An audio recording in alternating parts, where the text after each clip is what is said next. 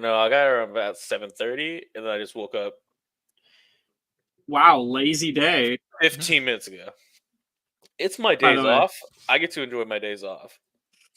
So you slept for Cyber like was in chat because I told her they were going to be live in 10 minutes. Like, she sent this emoji to be like, get up live. Nice. Cyber's here. Everyone say hi, Cyber. Hey, Cyber. Hi, Cyber. Hi, Cyber. Hi, Cyber. Hello, Cyber. Right. Is everybody ready? The new episode. Yeah. I almost forgot I have an extra cursed item. All right. I have yawned. I'm back to normal, kinda. I think maybe. Yeah. Relatively? I don't know if that's ever gonna happen, but Everybody yawn in 3, 2.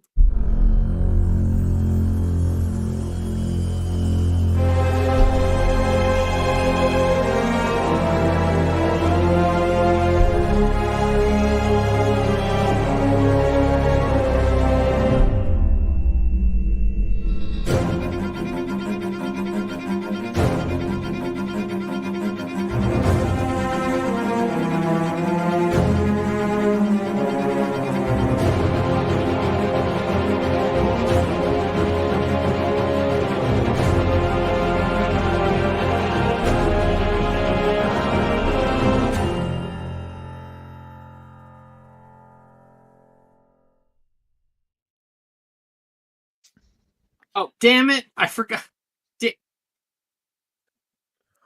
Hello, everybody! Welcome!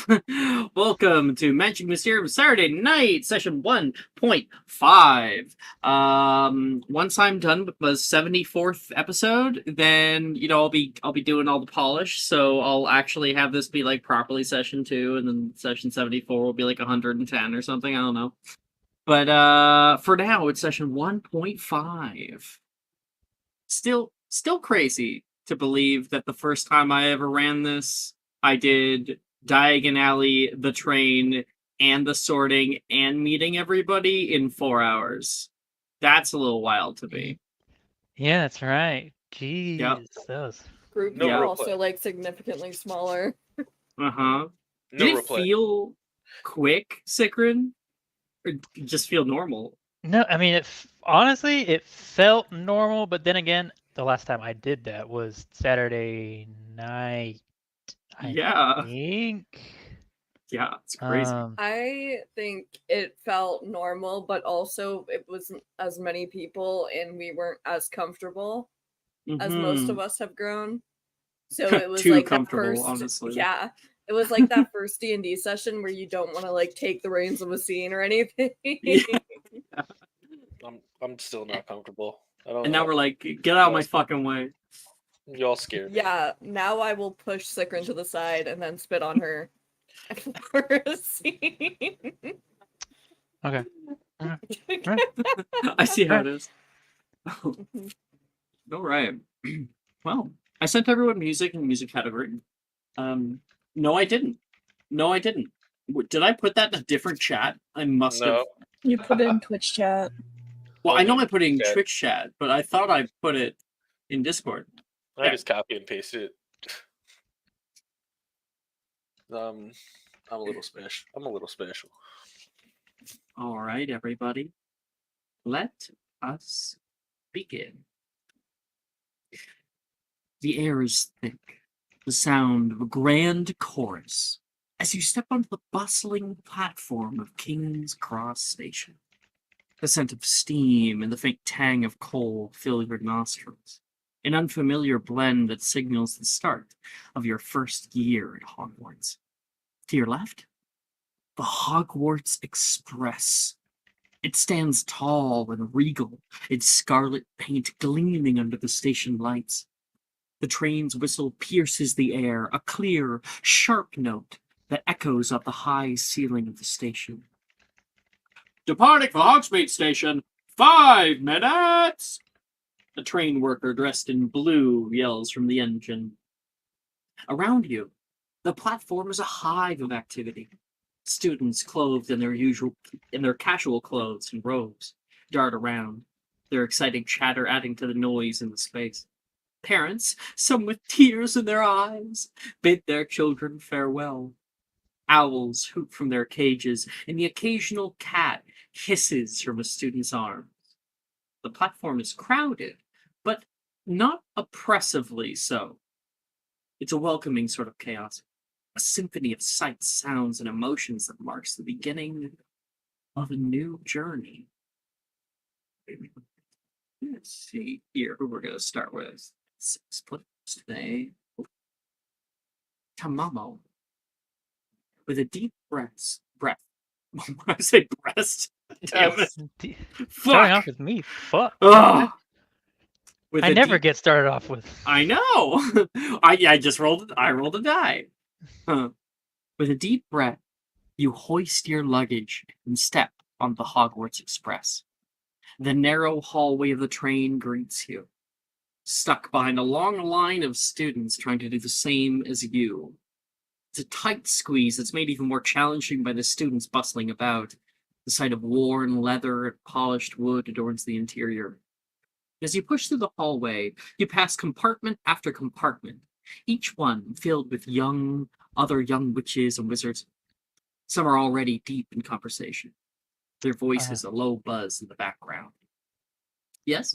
Just because it's fun. As we're, all like pushed together, smushed together. I'm gonna guess people are like, is the person in front of me wearing any sort of like hoodie or anything like that, or is it just like a jacket? Weird thing. If it was somebody wearing a hoodie, it would probably be Juniper, who's up ahead of Oh, you. perfect. Someone with just really like long hair. There's probably some strands just on their clothes, Mm-hmm. Mm-hmm. Oh, great. Make a sleight of hand check. Okay, give me a second.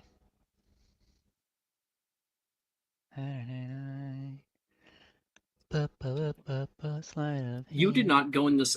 When you said hoodie, I thought you were going to pickpocket. Big pockets. The idea that hoodies, cling hair to them is so true. It's yeah. As an avid wearer of hoodies, I am well aware of how much hair sticks into that hood. What'd you get? 17. Not bad at all. Definitely beyond her passive. You pull up and prick something right off.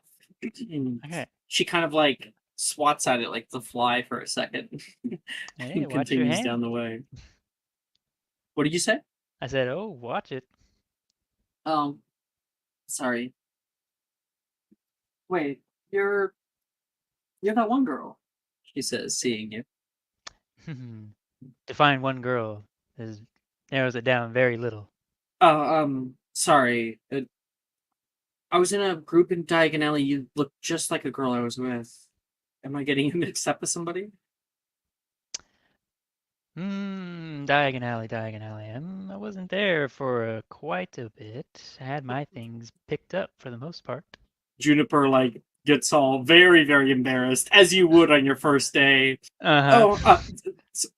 Sorry. That's my bad. It's fine. It's fine. She enters into one of the compartments nearby and sits down next to a girl with long blonde hair. It's Billy. Hi there. Oh, you're Irish. You can hear that conversation go from behind. You keep going, and you pass compartment after compartment. Some people have their belongings spread out in a chaotic array. Other people are unpacking. You can see a compartment with and you see one where Levi's in it from before with a few other people. That's Gemma, Taylor, Saoirse, Logan. You don't know any of them. You see another compartment that has Darcy and Macy from your group, along with another red-haired girl, Delilah, and as well as 2 girls who look like twins. There's another compartment where you can see Sadie is in it, along with a bunch of other people that you've never met. Except you did see Ernesia. Though you even talked with Ernesia, didn't you? I don't. No, it was I the, did. the pursuing group that talked to her. You said. I saw her. I commented on the hat being kind of dumb, and then I moved on. Yeah. See? So she's in there. And then finally, you spot a compartment that's not as crowded. Inside, there's only a single person. You see someone from your group yesterday. It's yourself. No. Oh, wow.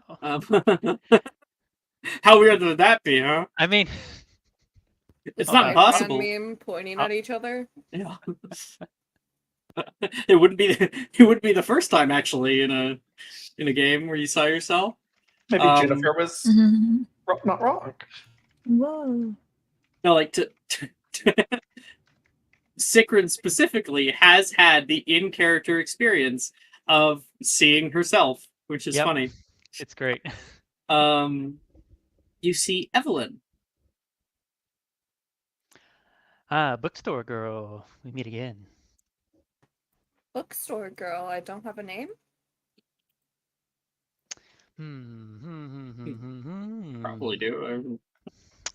Eve. I'm going to call you Eve. Eve. Why not? It's part of your name, at least. It is. Most people tend to go for Evie. Tomorrow, would do you prefer? Enter or do you ask to sit down? Oh, she just enters. Oh, There is no asking. oh my gosh! Like in Japan, Tamamo must be the rudest person alive. Oh, absolutely. Absolutely. You plop yourself down. Oh yes, just make yourself at home. I will. It's quite a comfortable little seat we have here. It's got a nice view. Well, maybe not at current. Maybe when we're on I the don't know. countryside. A view of the platform is wonderful. You get to see all the people scurrying about. I knew I liked you. In the hallway, you can hear the murmuring. Gwyn and Fergus. Fergus, what are you murmuring about? What I'm murmuring about, I'm probably just trying to assist these great train conductors and train staff to make sure we get all on this train in an orderly order. Because you know what? Everything needs order. So I'm just insisting and making sure no one brings any illegal things onto this train. Illegal. It could be against Hogwarts rules. Coach would be Fergus. very proud. The train conductors fucking hate you. Fergus, they told you to leave them alone. They actually got really loud with you there. I don't think they needed any help. Well, if they followed train conductor rule number 12, maybe they wouldn't be getting mad at me. I'm sorry. We know they're supposed to stay at least 5 feet from the train at all times. He was clearly the 6th step. How do you know that? Well, it's in the rules. Do you have the rules for everything memorized? Well, yeah. How do you know if you're going to break the rules if you don't memorize the rules? You know, there's more to life than just following rules, right? It'd be a pretty dangerous life. You're gonna have a interesting year, I bet. And I'll walk on into the compartment. Is this free? No, there's actually quite a few people in here, as you can see.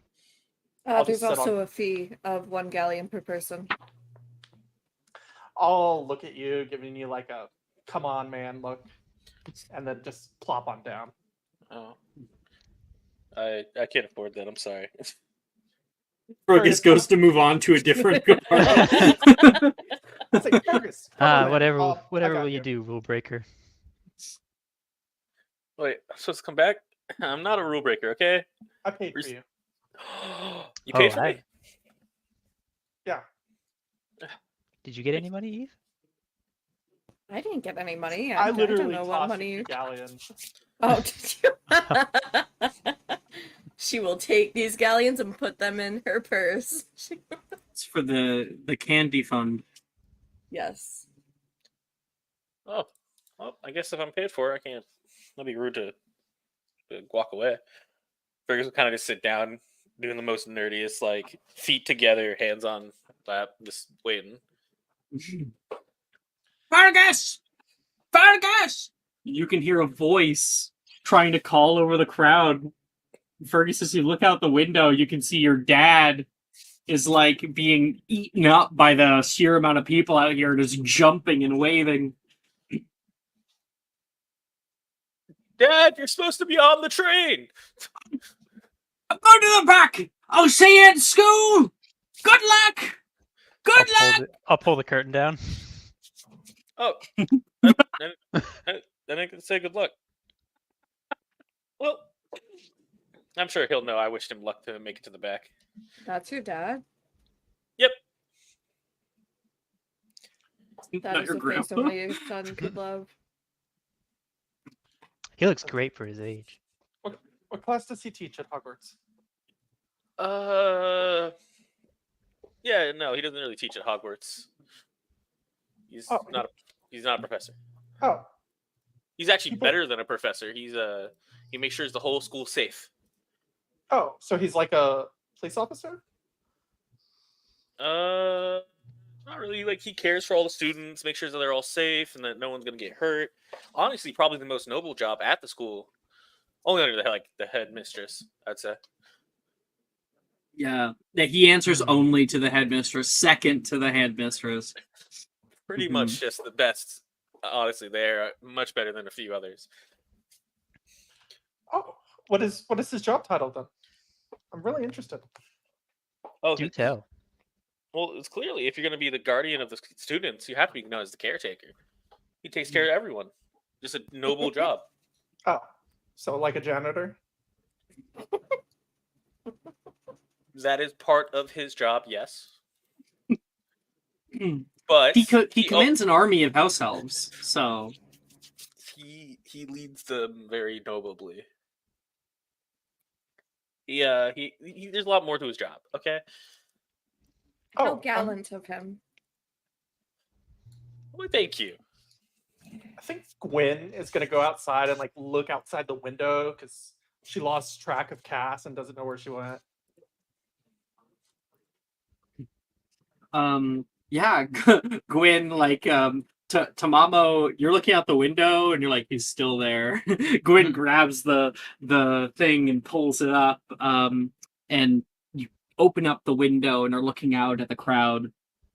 And you can currently see the crowd is being held up by a girl with seemingly a set of bodyguards with her. The entire line is being held up as they are lecturing her, as well as Cassandra is directly behind in that line. You've got everything? Indeed, for the 7th time. We went through the checklisting triplicate. Yes. And I double checked. No illicit goods. Best of my knowledge. You're supposed to be an expert. You should be assured. I've been with Rhiannon for a long time. Can never be too sure. He looks you down. We are She not to do smiles. anything that would look bad upon your family, miss. Not a single thing Of at school that anyone course. wants to hear about. Naturally, I will be on my best behavior, as I always am. Right. And they direct you forward. All right, take her away. I want to take a look at the train cars. Yeah, you can look at the ruby red train cars, one to another. They have heavy couplings that connect them all, like little railings that people can walk in between, and sliding doors. Coming in from behind, Cassandra is walking up the stairs. Yeah, I don't think Cassandra is. She's hugging her trunk for dear life to make sure she is as small as possible in this giant crowd of just so many people.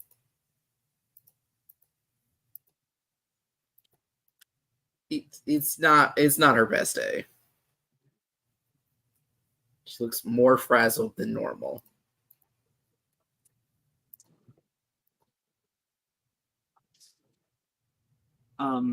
From the window, you can hear Gwyn yell over at you.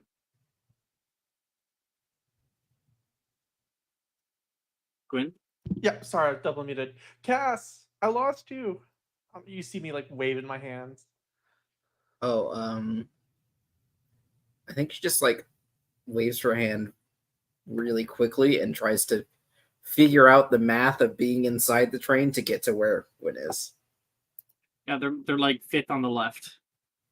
Right. And she'll quickly move as fast as she can through the jumble of people. You try to quickly move and run straight into Rhiannon.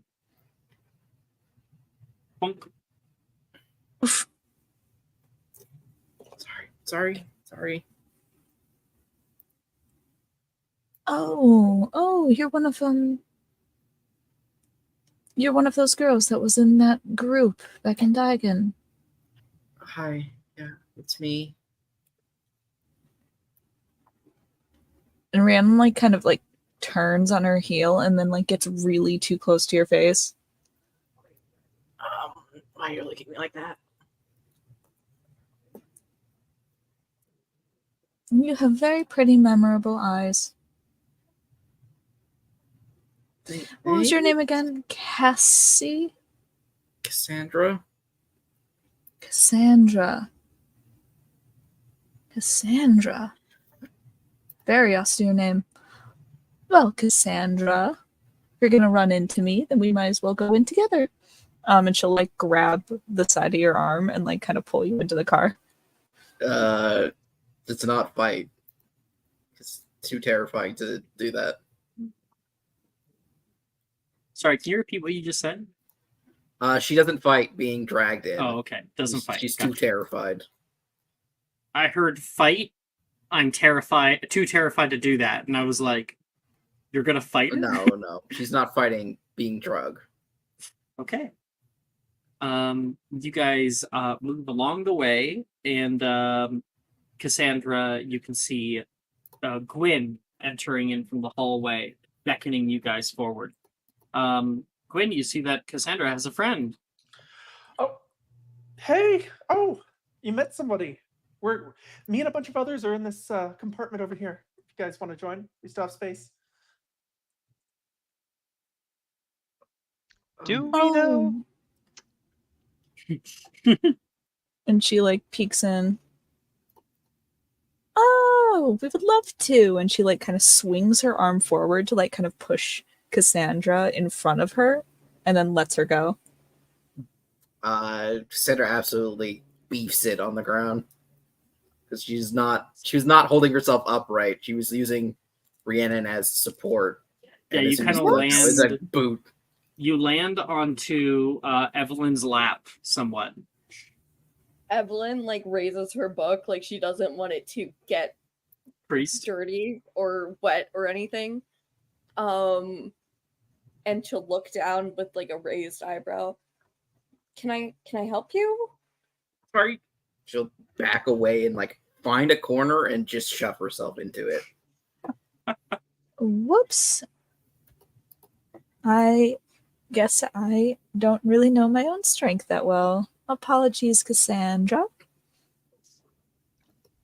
It's fine. It's fine. And she'll make her way in and sit. Tamamo gives you a thumbs up, Rhiannon. Like a just very small one. Oh, sorry. What is it? If I remember correctly, Rena LaFay, Cassandra Barnes, if I remember. I'm sorry, I'm still trying to learn everyone's name before school starts. Dude, I think there's a galleon limit. I don't remember a galleon thing, but what? Yeah, Evelyn, right? There's a galleon you have to pay to enter.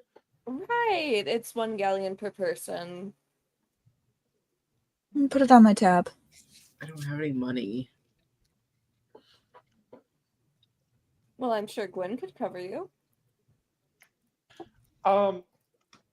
It seems like the price has gone down. It looks like it says 0 right there. And you guys will see like magical markers saying free entry on the entrance to the room. Dang, I wish I saw that. There go the tax write-offs. As the Hogwarts Express begins to move and jolts everyone slightly, Rhiannon has to hold herself in the archway there for a second.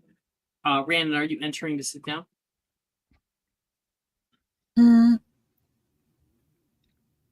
She will bring her like book, like her bag in there and like kind of shove it up on the top, but she won't sit down. She'll just say, Remain in the doorway. Mm-hmm. Okay. So as you guys leave King's Cross Station and you start to hear that rhythmic chug chug chug chug chug chug chug chug chug chug chug, and many people are running to the windows, yelling out for their parents and whatnot, giving big waves. The cityscape of London gradually gives way to the sprawling Scottish countryside. Rolling hills stretch out as far as the eye can see. Green surfaces dotted with clusters of wildflowers. The sky above is a brilliant blue, with only a few wisps of cloud to mar its perfection. The scenery outside the window is a blur of colors, a vibrant tapestry that's constantly changing, yet somehow remains inviting. And I guess you guys have probably been chatting a little bit.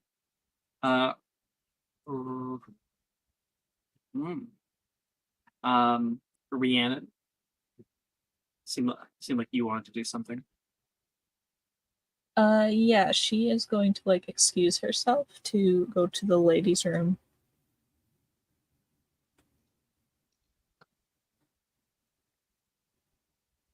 Like, sorry, let me actually, act that out in character instead of just doing that.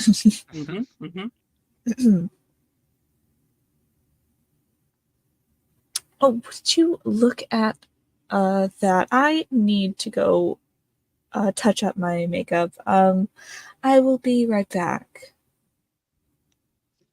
And she will walk towards the back of the train. We'll save your seat. Can I insight that? Thank you. Absolutely, you can, Tamamo.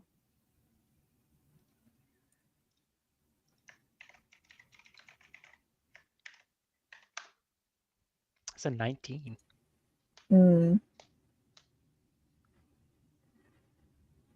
That beats her passive deception. I think Jess just give Would what you want a me to 19 roll? would give. No, just give a 19. She's not. Her makeup looks immaculate. There's nothing to touch up. She doesn't even look like she has pores. To be honest. She's 11. Yeah. She is definitely lying. And she is headed in the, I think, opposite direction to where the bathrooms would be. The closest bathroom. The closest bathroom would be. I just think I need to stretch my legs a little bit. Going to the bathroom, yes?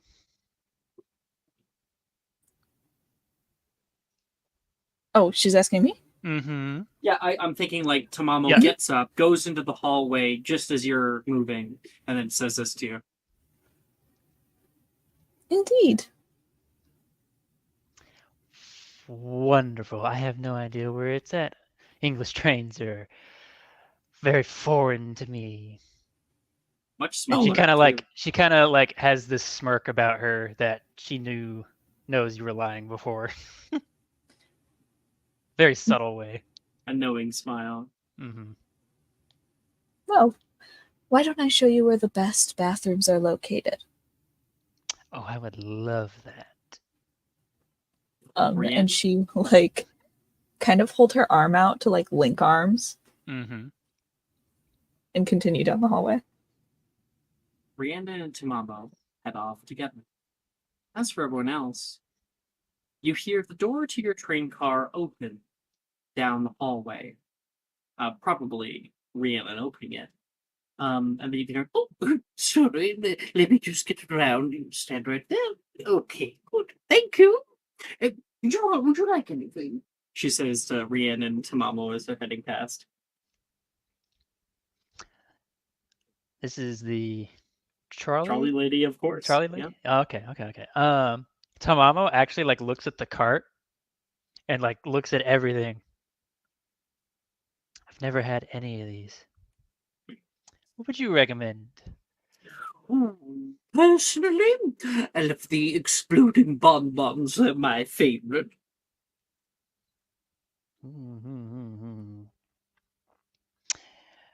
Wonderful traveling companion. What say you? I have always been partial to the licorice wands. I'll take one of each then. And you spend about 11 sickles. Easy. Okay. Gets me down to 3 sickles. And Rhiannon and Tamamo disappear the next train car or beyond. You can hear the squeak of little wheels on the carpet, everyone else. Anything from the toilet? You can hear emanate from further, still distantly. Come to dance. And then nearby, now entering nearby the apartment, a small rolling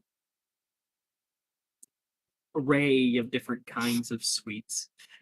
Anything from the trolley, sweetie? You can see a kind old woman wheel a colorful display of sweets into view.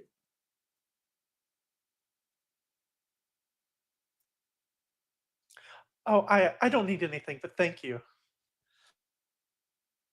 Suit yourself. As for you, Fergus, pleasure to see you again.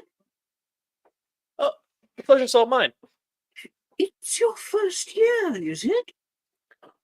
I actually, yeah, I finally turned of age, and then now I'm allowed to actually go to school. How wonderful. Pick anything on the house.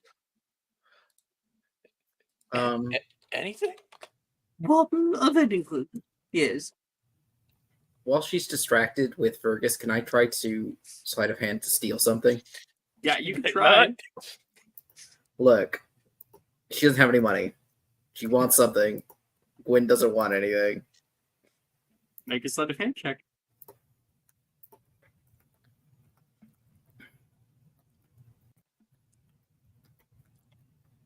It is important to know what you're wanting. So I'll list it off. It's pepper imps, pumpkin pasties, chocolate wands, exploding bonbons, licorice wands, fizzing whizbees, chocolate frogs, elephant on a unicycle, and Bertie Bott's every flavored beans. She wants the chocolate wand. Let me add a D4 on that. 15 total. Ooh, 15? Let's see. All right. Cassandra, yeah. You like quietly in the background as Fergus is picking, and the trolley lady looks very, very happy with everything that's going on. Completely focused on Fergus. You raise your hand and pull it over toward one of the chocolate wands and pull it out slightly without even like looking at it, so you don't look, suspicious. And you feel something wet and slimy curl around your hand. Oh no. You quickly turn to look at it and pull away your hand, and you see something flick underneath of the curtain of the trolley. Make a perception check to see how much you saw.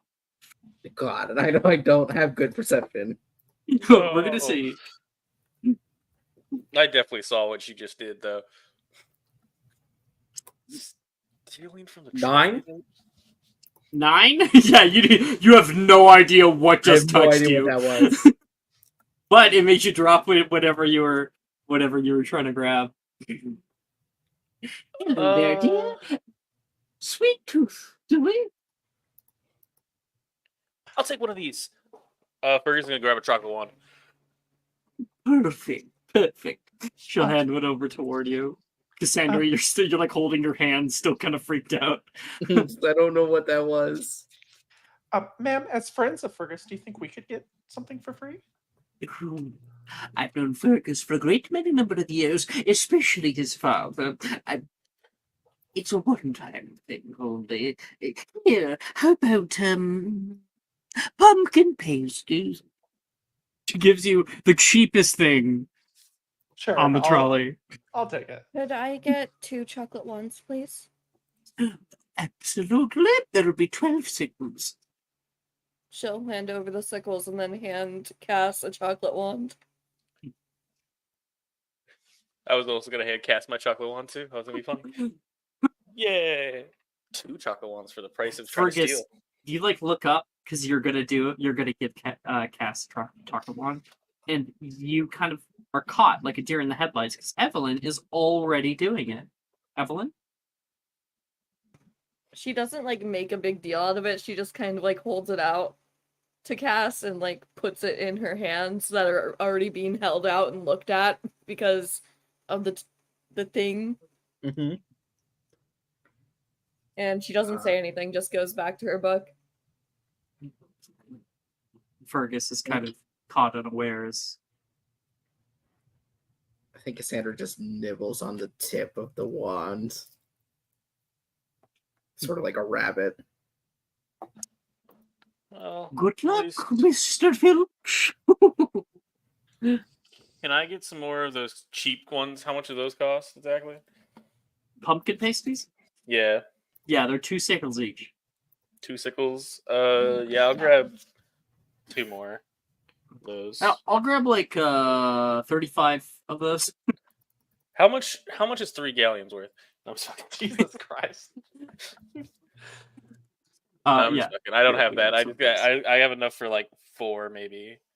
Surprise! Nobody grabbed any like special ones. Don't have money, or I would have. Okay. Well, Birdie Bots is 8 sickles. Yeah, the only thing that's a galleon is chocolate frogs. I thought about it, but I was like, no, I'm good. And she care. wheels away. Fergus, I'll People trade you a pumpkin pastry for your chocolate wand. Mathematically, that just doesn't make sense. I mean, you seem to like these ones better. You're ready to give that one away. Oh no, these ones are for Tamamo and I can't say it. I'm trying Rhiannon? so hard. Rhiannon, my mate. I'm gonna It's fucking okay, learn buddy. I'm gonna learn everyone's fucking name in this whole damn school. Watch You'll get me. it someday. Yeah, gonna just fucking- ignore the H. Rhiannon. Rhiannon. All right. Well, yeah. No, these are for Rhiannon and Tamamo. Oh, that makes sense. Yeah, everyone deserves a candy at least, even if Tamamo does steal a lot. Oddly, they're not back yet. Oh no. Me steal? Crazy. What you mentioned stealing? What did she steal? I didn't really get a great look at it, but it looked like an amulet. It was definitely cursed. Oh, did she steal your heart? Like your dad was saying. I don't really. I didn't know you guys were close like that. That's why you're getting her candy. Oh fuck! No, don't say that. Oh shoot! Oh shoot! You look down at the candy that you have in your hand, like that's exactly how it looks. Oh, Yeah, you could just do like Christmas story. Oh, fuck! But I it didn't- wasn't. But it came out of my mouth. I always forget about Christmas Story But- until like Christmas comes around or someone brings it up, and it's so niche. I never said fudge before. I literally hate Christmas stories so much, but I still appreciate the illusion nonetheless. It's got, like, Funny aged. moments. It's so Very aged. aged. But Yes. Yeah. God, it's such a classic. Fragile. It's French. I look like a dork. I just bought candies for this person. Oh, this is not a good day. This is not a good day. It's not even Valentine's Day. You can't even get out of it. It's fucking. I can't. Nah, but I do look fly as hell. I'll say that. Oh fudge.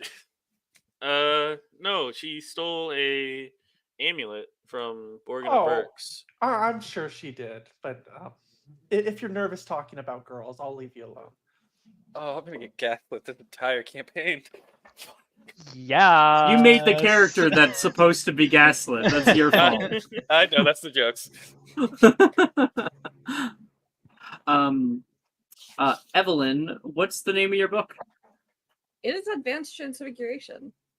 No.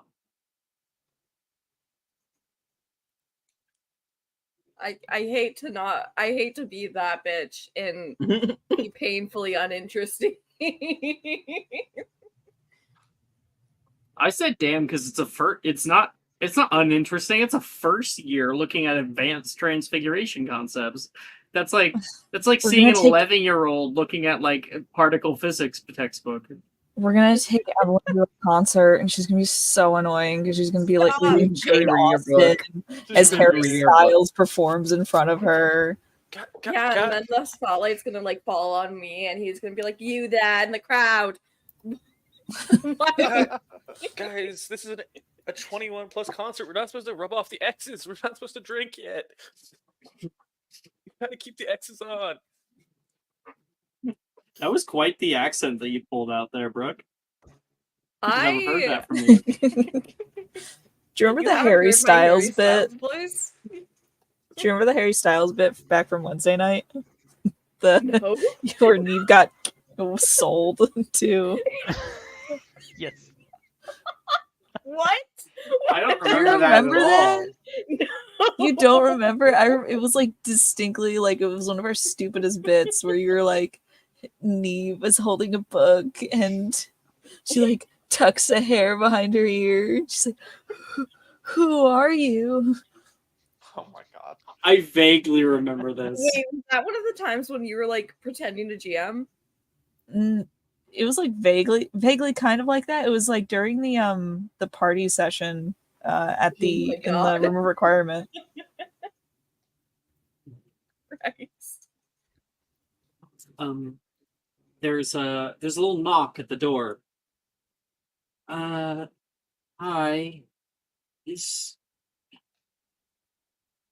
Wait, shit. Damn, I thought I remember, but now I can't remember. Who bumped into Nolan? The new guy, Chicken. Damn it! Yeah, chicken. Fuck. Okay.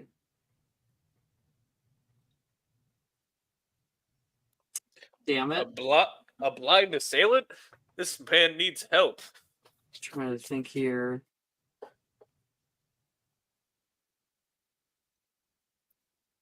Okay. That completely messes up my idea, so I will wreck on it. All right. Anything that you guys want to do? You guys are on this train for like many hours. Rhiannon and Tamamo don't come back for about 20 minutes, at least for right now. And you can see people start to get settled in. I think that's a good one to go with. Evelyn probably gets deep into her book, kind of leaning back on her seat, almost like laying up. Do you put your feet up at all, Evelyn?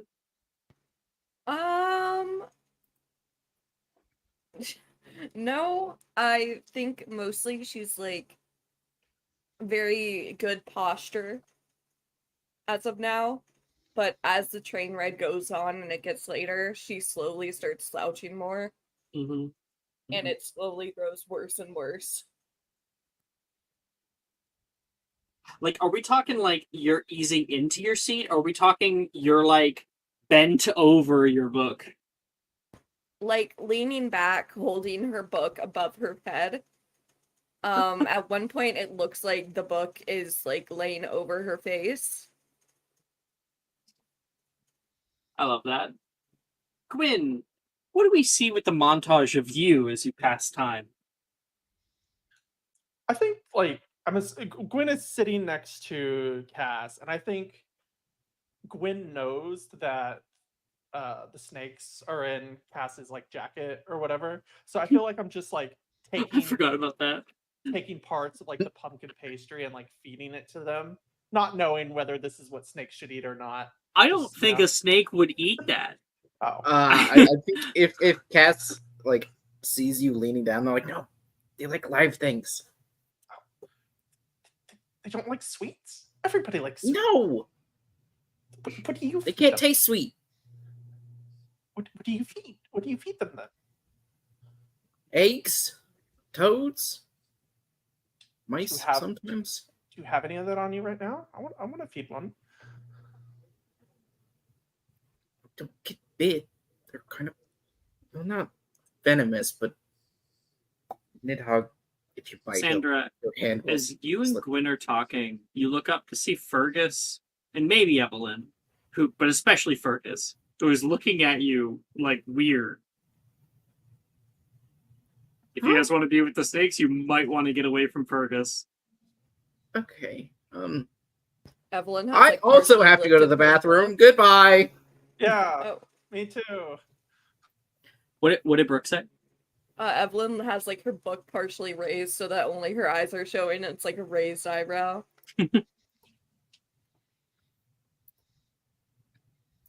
You have to go to the bathroom? Don't fall Sanders in. ran away at that point. I follow her.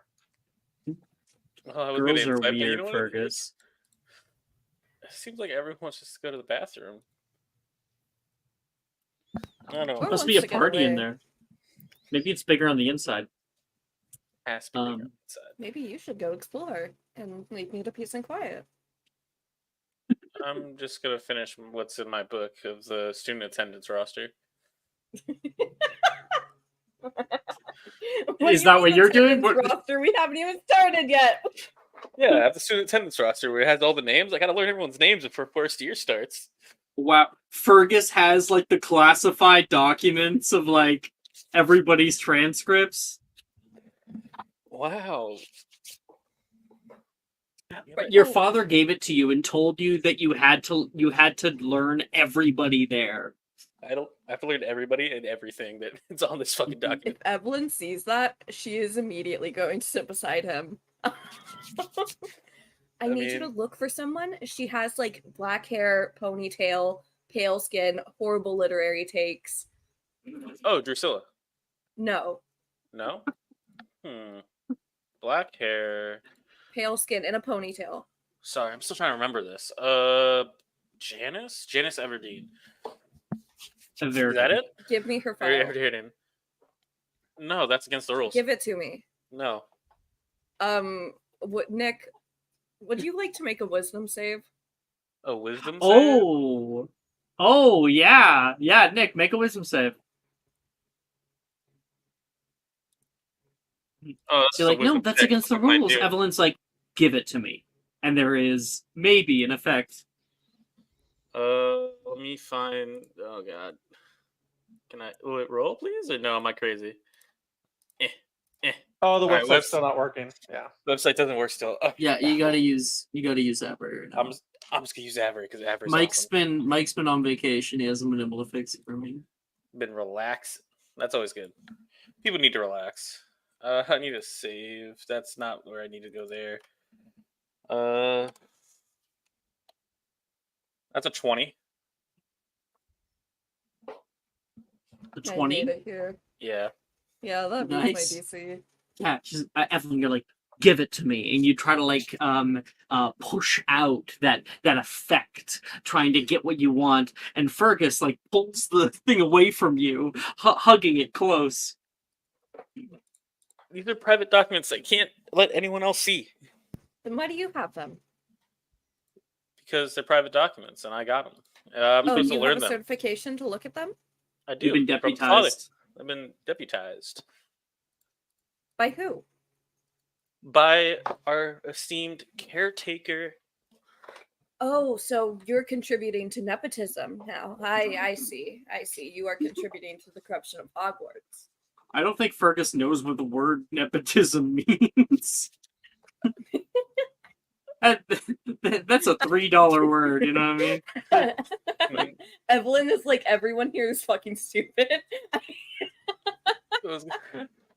I'll say I'm pretty sure Fergus might know, but like Nick as a person, like, At 11, I don't think I would have known what nepotism No, was. she's using big words. Yeah, it's a really like Nick, like your character might be intelligent, absolutely, but nepotism is like the fuck.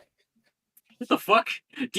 Nick, do you know? Because like I didn't even learn this word until I was like 20. I don't know. I hear Brooke say it sometimes, but I've never actually like looked it up. So yeah, nepotism is when That's so funny. is when you get a job because of favoritism or because you have like connections rather than having actual Like people who are famous because their certification. parents are famous. Yeah. Oh, like Jane Smith. Yes. Yes. Mhm. Yes. Exactly like that. And they're called a nepo baby, nepotism baby. Yeah. Mhm. I still don't understand what that word means, but I can't. You are read it to contributing to the corruption of Hogwarts. corruption. You're breaking rules. Well, I'm not because I got permission to do it. No, you're breaking the rules of life. Those are more serious than rules of Hogwarts. There's rules of life. Hold on, I've learned them all, but I Of haven't course, learned the there's rules of life. Where did you find these rules of life? Only the most serious rule breakers don't follow the rules of life. What's the Evelyn, rules make of me a life? deception check, please. What are the rules of life? So Hold on, I think I have inspo. I might have Yes, inspo. please, please. I do. Yay! Golly, I'm just. Oh, fuck! No. There's rules of life. I don't think I just roll insight on that. I think this is good. So Go ahead. sorry. The next like 30 minutes go by as Evelyn proceeds to teach Fergus ridiculous rules about life.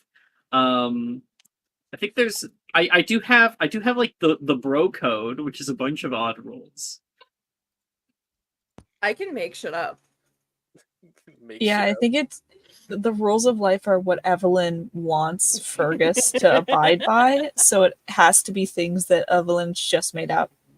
But I mean, there has to be multiple proof. You can't just trust one person. That's craziness. Well, you see, they start with nepotism being the most heinous crime of all. Really, if you contribute to it, you are contributing to society's downfall. And then you have to go above and beyond, not just respect women, but also cater to their every need in order to pay for your unfortunate gender situation. I already respect women. Situation. I already respect women at all times. That's not really a rule of life. That's just what you should live by. Well, no, you also have to serve their every women desire to truly atone for the mistakes you've made. But I've never made a mistake. You're a Nepo baby. Nepo baby. You were given the certifications from your father, who has favoritism for you. So I think what you should do in order to atone for this is give me the file. I can't do that. I'm sorry. Then it would put us on an equal footing. Wait, what rules did you break? I've never broken a rule in my life. Never? Why would I break a rule? I'm gonna insight you, see if you're breaking rules. I'm just fucking. I'm like, never breaking a rule? I would like to insight that. Fucking does nothing work. Oh my god.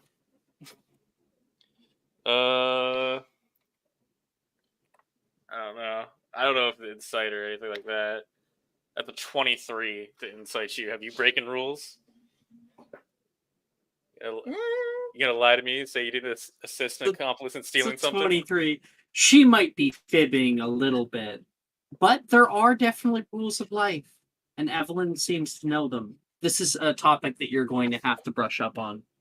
I will have to brush up on this. I will have to do research. You must know that women are the judge, jury, and executioners of all rules of life. So if you ever want to know what to live by, then just ask a woman. But God's the judge, jury, and executioner of life. And God is a woman. I'll have to do research on this. Yes, Brooke wins. I'll have to do research on this. I have to do research on this. Oh. Ferguson now just be like, put the file. She's going to like grab and snatch the file. Oh, this is my file. Now that he's distracted. No, this is my file. I have to put it away so I can do more research. And Evelyn, yes, you're able to. For it. You can actually see, funny enough, there are things that are redacted on this file. I straight up redacted. Okay, so firstly, I really just wanted names. That's all I wanted.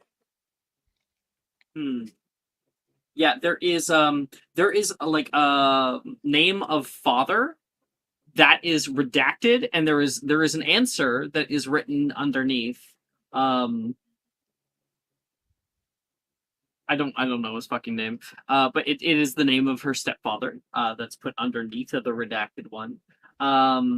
You can see a few like in the notes. There's multiple like little paragraphs that are also redacted. And it talks about her schooling. One thing that is not redacted that you would absolutely learn from the file is that when she was younger, she did ballet. I can't believe I caved and lost this file. Gaslight gatekeep girl boss. I will now have to jump off the back of the train. Back in the hallway. Will be perusing this. Back in the hallway, Cassandra and Gwyn. You guys can have your snake conversation now. Hey, I know you were kind of got scared when people may have thought that they knew about your snakes. I have a solution for you, so you can maybe have them out a little openly. It might not work on the professors, but it should at least work on Fergus. And then I'll pull out like a blank piece of paper, and I'll take my wand and touch it, casting illusionary script, and I hand it to you. Here's an emotional support animal document for your snakes. I don't know if that's. I don't know about magic writing. Does magic writing go away? It'll last for a decent amount of time, but when it goes away, just come back. I'll make you another. I'm okay to just hide them. You should keep it on you just in case, okay? I don't want anybody to take them away. Okay. I know how much you care. We'll say this page is enchanted, so that whenever you activate it, the illusionary script shows up, and will show up for the duration. If anyone were to take it from you and try to file it, they would probably end up finding that it would go blank. It lasts for 10 days. Mm-hmm. Okay, sure. Now, sorry, do snakes really not eat sweets? No! How are you going to feed them at the castle? I'll find eggs or something. Okay. It's a big castle. They probably have rats and stuff too. You do have a jar of frog spawn that you found from one of the local rivers by your house. Mm-hmm. I'll just grow frogs in the background. Okay. I Eat them. Just sneaking 3 snakes into Hogwarts, so I just wanted to help support you there a little. They want to be snuck in. I'm not doing it just because I want to. No. Okay, I believe you. I know how much they make you happy. Can I ask you a question, Cass, that I never really bothered to ask you before, but because I didn't want to offend you. Yes.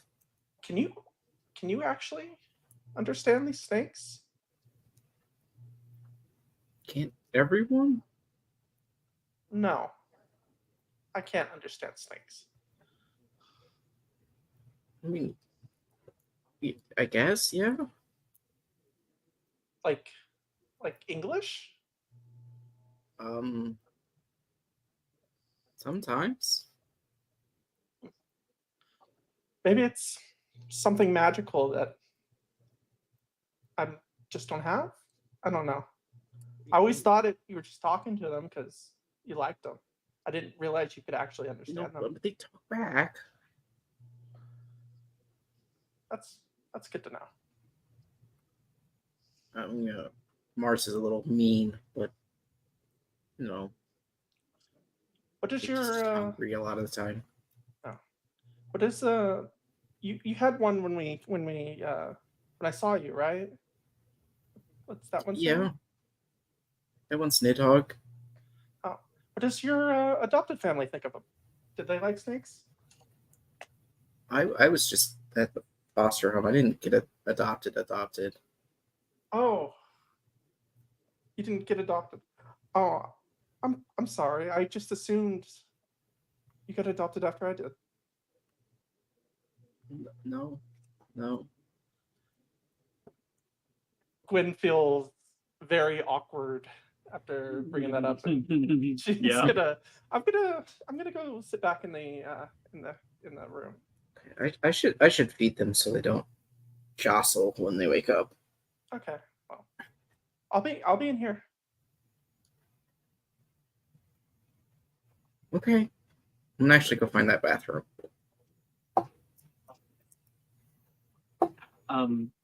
And as Cassandra walks away, Gwen, you go to turn to go back into the room. You take a step forward and have to stop your foot because you nearly step on a small garden snake.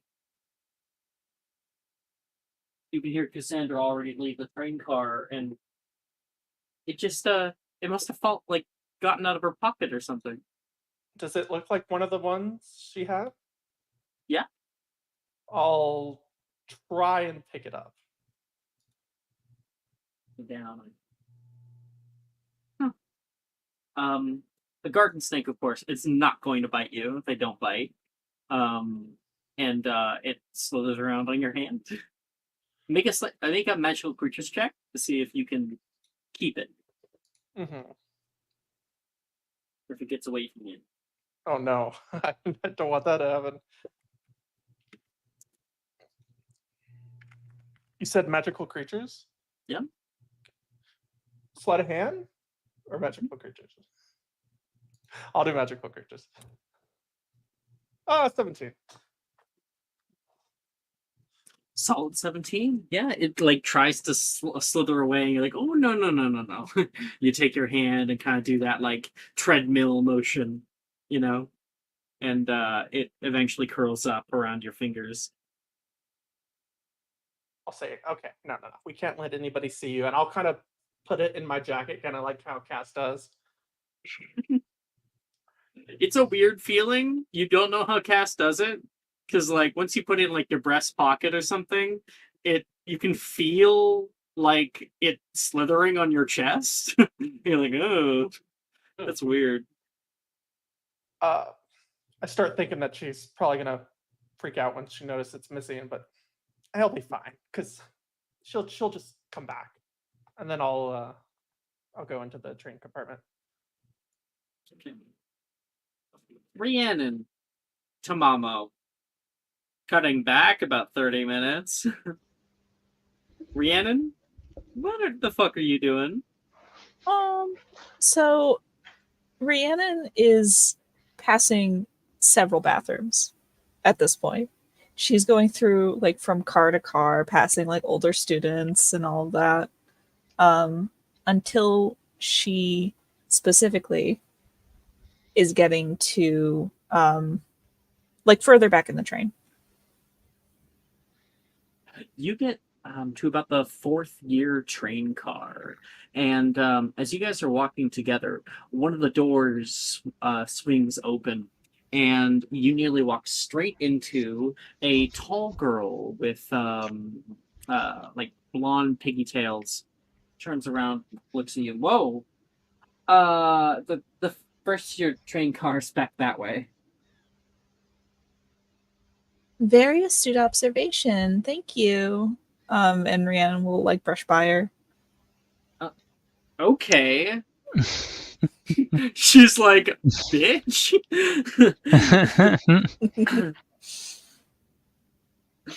That was Stella, by the way. Yes, love that. She had braces. I love young Stella so much. Oh, this is like I have so many insults for people who have braces, like just locked and loaded. All right, bear trap, by the way.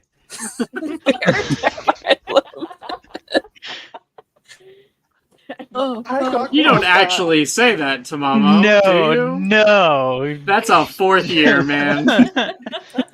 Listen, I'm not looking to get my ass kicked on the train. What's up, train tracks? Yeah. God damn. Why do you guys both have them just off the dome? Just They both bullied people with them in high school, obviously. You must spend a lot of time on beaches so people can find you with a metal detector, huh? What?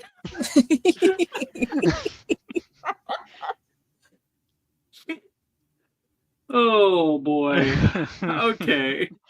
So Rhiannon, yeah, you keep going past the 4th year train car. And soon you can see up ahead is the 7th year sitting car. This is kind of like a bus.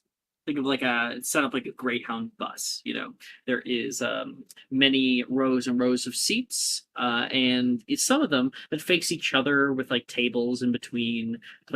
People are playing chess and whatnot. And Tamamo, you really don't know what the heck is going on.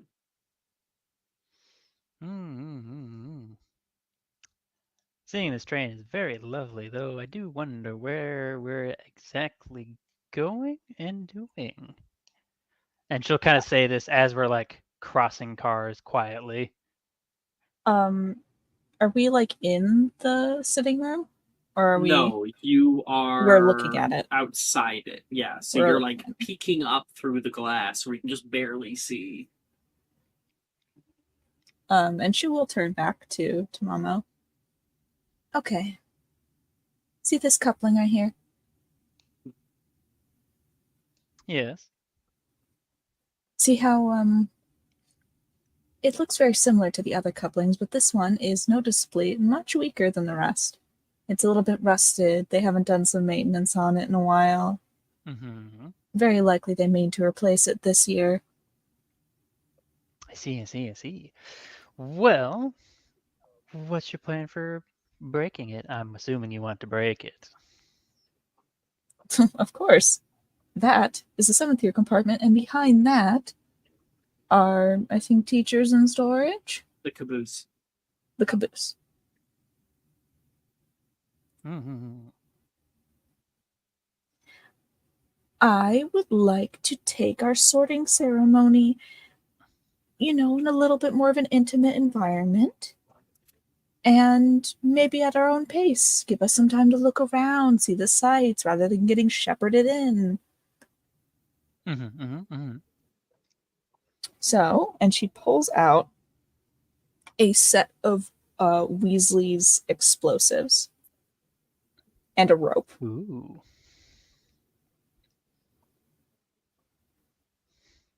Fiery. If they do make it to the sorting zone, if they do make it back to the school by tonight, I'm almost certain they're going to be missing our sorting ceremony. Mm. And I imagine it'll cause a bit of a kerfuffle. That's the right word, right? Yes. Thank you. So are you just going to place them on the coupling, I imagine?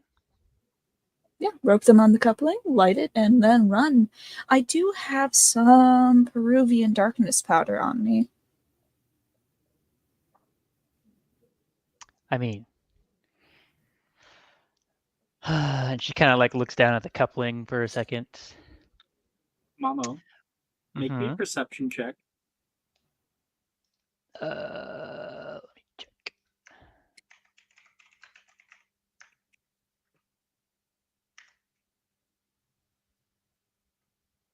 Okay. Perception. 15. So 5. 17. Okay.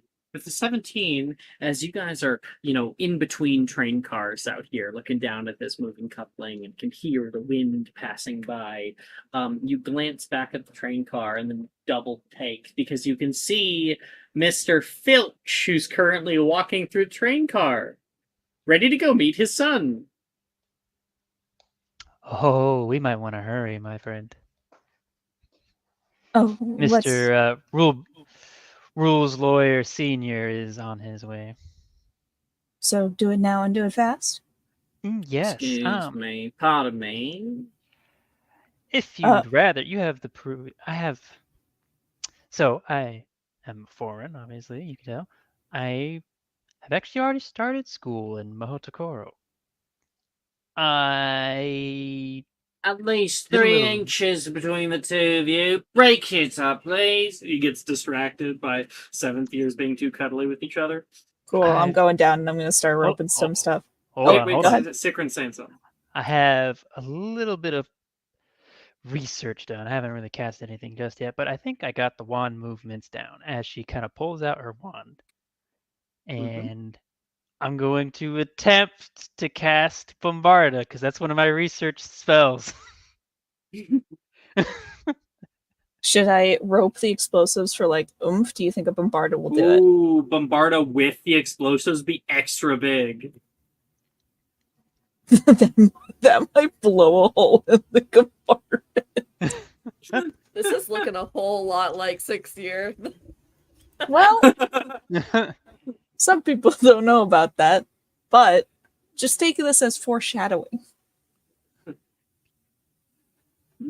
This is a special mouse tool. Oh my god.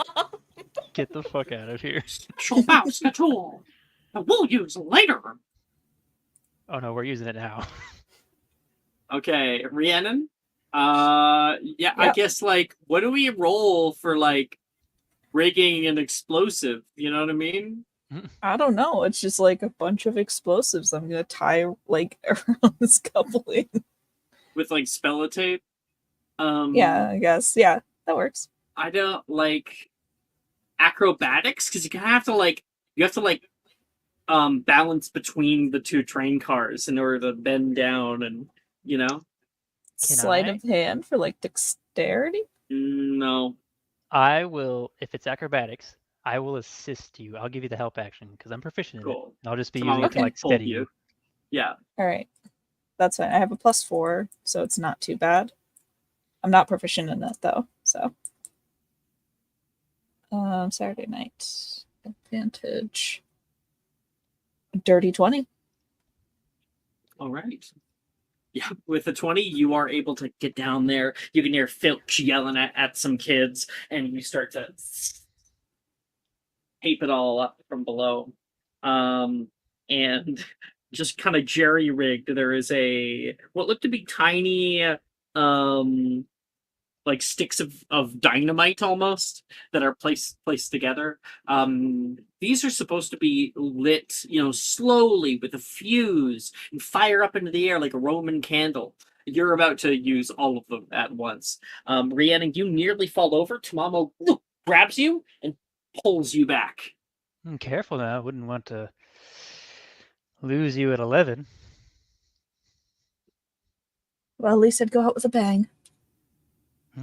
What a way would it be? Okay. I'm going to legitimately roll a D100 to see if you guys were able, for Filch, to see if he shows up or not, because it could go either way. Okay, I got an 87, so you guys are good. All right. So, Tamamo, Rhiannon, you guys are there. Your Filch still just like cussing out some older years. You think because you're on 7th year you can get away with whatever you'd like? Well, you're not graduated yet. Well, if we're gonna do this, we should probably do it now. I think that's him just beyond the door. Do it now. And she Alrighty. was gonna pull some brewery and darkness powder out of her pocket. And she's gonna wait for Tamamo to cast the spell before like slamming it down and then like kind of pulling her. Like she's getting ready to do that. So I wish I could give you my advantages, but I used them all up today. I have it researched. Oh, okay, yeah. You cast it with advantage. Mm-hmm. It's a 14. That's you know. We got it. It's a cantrip. Bare minimum. Woo! All right. Yes, that is a cantrip. That is a success. 3, 2, Bombarda, or probably whatever Japanese students say instead of Bombarda. You know, some kind of like Japanese incantation. Could be cool for you to come up with a few cantrips. You know. Mm-hmm. I will. Either way, I'll think on it. I'll think on it. you cast out Bombarda, and there is a large blast from below. The fireworks go off all at once. There is a bright flash and flare. One of them that shoots up into the sky. Everybody else who is out at the compartments, Fergus, Evelyn, Gwyn, you guys can feel the entire train like jolt left, right. You guys have to hold on to the side. Gwyn, you quickly and instinctively like protect the little snake as you bash into the side of Evelyn. Watch where you're falling. I'm sorry. I didn't know the train was gonna start moving everywhere. Well, maybe if you stayed in your seat, you wouldn't have fallen. Cassandra, how far did you go? I went into. Just went to the bathroom? Were you in the Yes. bathroom? I was in the bathroom, so I definitely collided with the mirror. You were in the bathroom, like with your snakes, like in I was a deep standing upright conversation? in the bathroom, so I just crunch into the wall. It's like it Crunch. gets That like quick cut away the moment you hit the wall, and then the two of them, Rhiannon throws down the instant darkness powder. You can hear a grinding sound. Punk. There's a kind of kerplunk as the couplings themselves are blown out from their grip, and you can hear the screams coming from both your car and especially the 7th year car.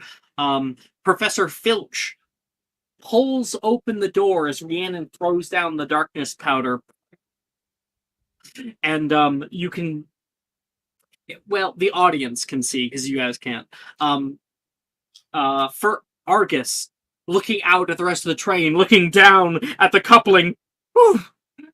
Fergus! His voice echoes over the sound of the wind, and that train car gets further and further and further away.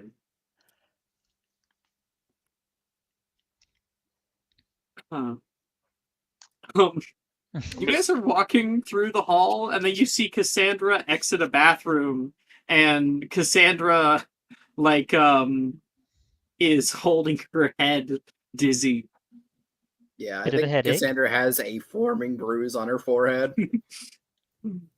Oh, Cassie, what happened? Ow.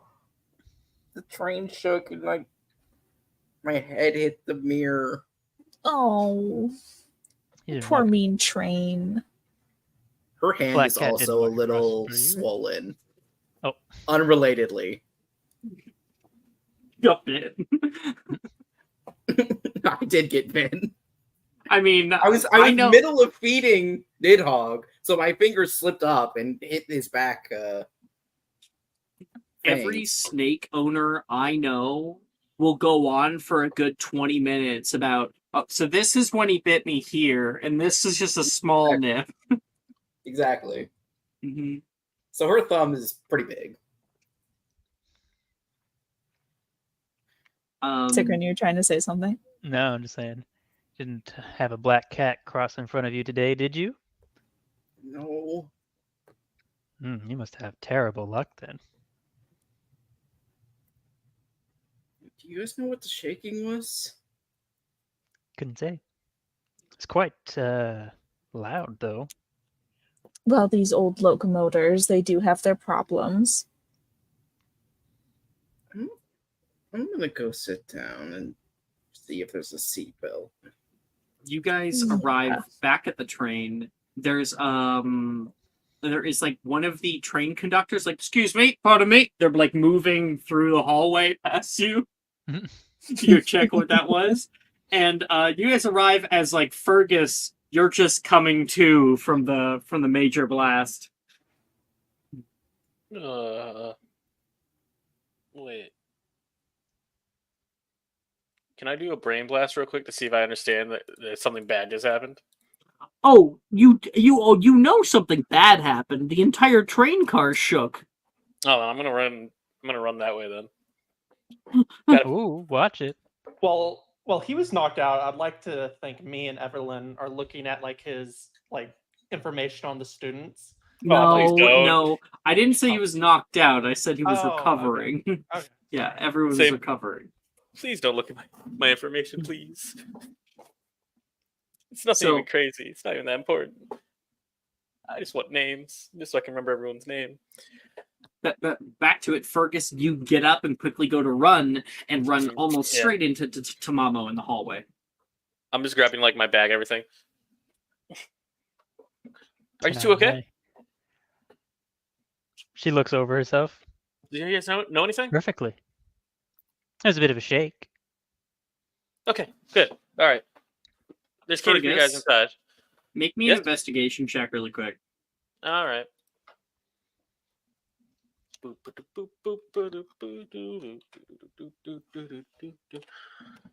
Under the sea.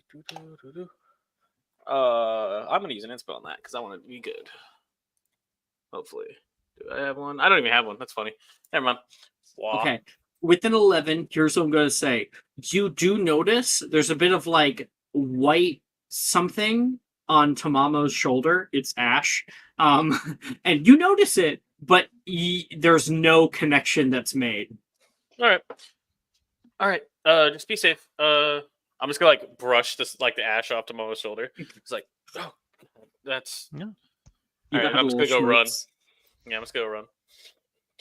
Basically, to the back of the car with like my bag and all my things. I have too many. Mhm. Yeah. Have fun. I guess like Fergus would like get to the back, and at the last train car, the 6-year train car, the 6 years are like crowding around the exit. A train conductor's at the back, and you can see they have like a little like radio that's on there that they're talking through. As of course wizards do use radio. They're we've got a problem back here. I'm just gonna do like my best authoritative voice at this moment, just like kind of imitate my father, but like in my own voice, like Mhm. get back to your cots, get back to your cots. There's no reason to be looking. Make an intimidation check. Oh god, that's not good. I'm gonna say a disadvantage because it's a bunch of 6 years. Oh fuck. But these 6 years know me though. Oh shit, they do, don't they? I'll fuck them up. I swear to God. I'll say get back to your cars. My father will hear about this if you stay out here any longer. I know you. I'll take away the disadvantage. Okay, cool. It's still not great though. That's a 0. Good old. Yeah, good a old few people -2. turn around and look at you and then like just turn right back. Oh, damn it. You still haven't gotten it down yet. I imagine that we have a flashback to Fergus a year younger and Argus like practicing the voice. Oh my gosh, and now this is making me think about a Dune. Whenever I think about Dune, I just think about the one guy that goes, "Oh yeah," I would just fucking every single time. That's The all I throat think about. singing. Yeah, the No, throat yeah. singing. So he's like, you don't have it yet, boy. Don't worry. Soon. I'll be good at intimidation one day. And Fergus, you desperately try to push through the crowd, and eventually you are able to see, while you're not able to get right up to it, that the last 2 train cars are non-existent. Oh, all right. Can I do a quick investigation to see if I can figure out what happened? Can I Sherlock Holmes this bitch? Make me an athletics check to try to push through the legs of people. All right, that's just a flat roll. Fuck, I'm just rolling like shit. Mm-hmm. So you can see through, but you're not able to get over there to properly investigate. So yeah, there's that. You know that your father was in the last train car, so you might be a little worried. I gotta jump off the fucking back of the train and go catch him. All right.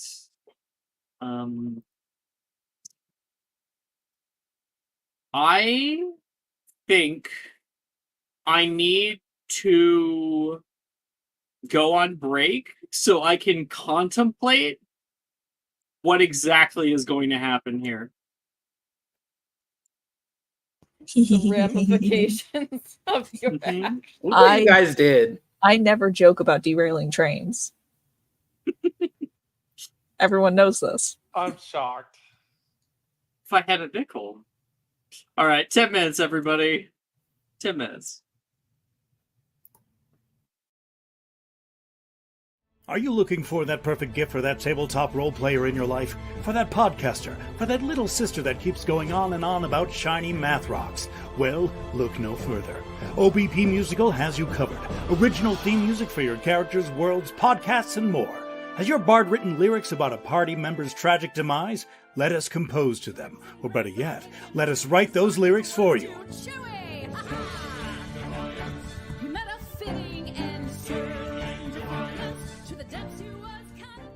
But the goodness, no, greatness, doesn't stop there. How would you like a cast member of Les Miserables, Disney, or Come From Away to sing your pieces? Oh, you bet you would. Fully orchestrated cinematic pieces. Pieces like this. Who'd rise to meet the call, who'd fiercely face the danger, be a hero to them all. For the hordes of people we have 8 vocalists, 7 composers, 2 lyricists, and an admin team ready to take your request. For as low as $60 US, you can get your own musical theme. OBP Musical, making fantasy a reality.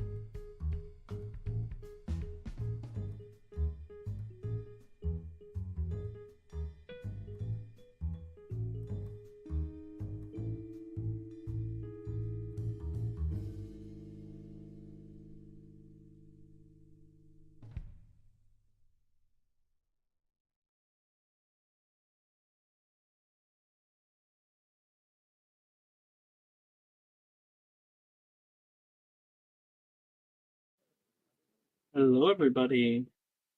I'm Hello. sending new music right now. New music. Okay. There's quite a few train members that move you past your train car. You're instructed to get into your train car and stay there. It seems like there's a really big issue going on right now. Fergus is escorted back himself. He comes back late. And we travel on for the last, leg of our journey, maybe an hour and a half or so. And the train is plunging into a vast forest. Trees loom large and imposing outside. Sound of the train's wheels on the tracks is amplified, a rhythmic clacking but somehow soothing almost in its consistency, if it weren't for this odd stress that's amid the populace. Out the window, Fergus, you can see swirling gray blobs. Oh, there's people flying out to hopefully meet the caboose, trying to fix it or move it from where its current location is. And then, with a screech of metal on metal, the train begins to slow. The forest outside the window becomes a blur of green and brown as the Hogwarts Express comes to a halt. A voice echoes through the train, clear and loud despite the residual noise of the slowing train. We've arrived at Hogsmeade Station! All people will disembark at this time. Hogwarts Express is now out of service. Should you have any questions, please see the ticket master. All students will report to Phileas Fitwick. And people start to grab their luggage from the overhead and start heading out onto the steaming station. All of you stepping out into the cool night air, steam rolls down the tracks, and the flickering of lanterns dot the wooden railings. Don't crowd! No crowding! You can hear down the way, and stare out at a huge man who's trying to direct just large swaths of panicked students. Everything will be completely fine. No news right now. No. He's yelling back. He's about 2 times as large as a regular adult and about 3 times as wide. He has long brown hair that cascades down his back with white streaks that run through a bushy beard. First years, gather up with me! He's trying to gather as many people as he can.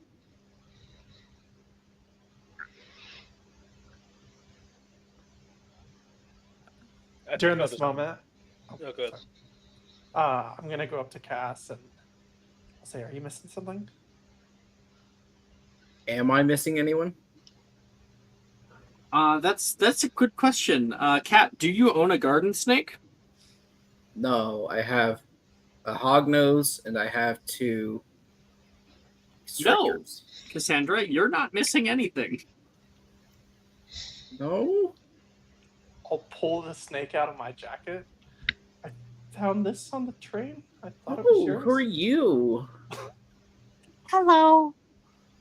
Hello. Tiny little voice speaks back at you. I saw you in the pet shop. Oh, You seem nice. Hi. I'm sorry. No, you're fine. I've been a stowaway. Oh, I won't tell anyone. Don't worry. Cass, you're talking snake around people. Somebody might notice. I will just very gingerly put my hand out so it can climb around my arm and let it go up my ropes. You can call me Bella. Hi, Bella. Very quietly. And it curls up your arm, up your sleeve. First years over here. You down there. Fergus, what you doing out here? He sails. Hagrid. Train, Come here, boy. rattled. Where? There's no. This is, I know, seventh- I know. Your father's quite all right. I hear that they're going out right now. They're going to be bringing it back. It's going to take a few hours, though. A few hours? We don't have time for that, Hagrid. I think you'll see that we'll make time. It'll be very late indeed. The headmistress is already being informed. She is not happy. Not happy at all. Oh, who do we have here? You got friends there, Mr. Fergus. They're acquaintances. I don't know if they're friends. They never said that yet. I don't know. What's your name? Well, actually, no. That one said I was a friend. I pointed to Mama and said that one said I was a friend one time. Well, let's get your name. Need to make sure we got everybody.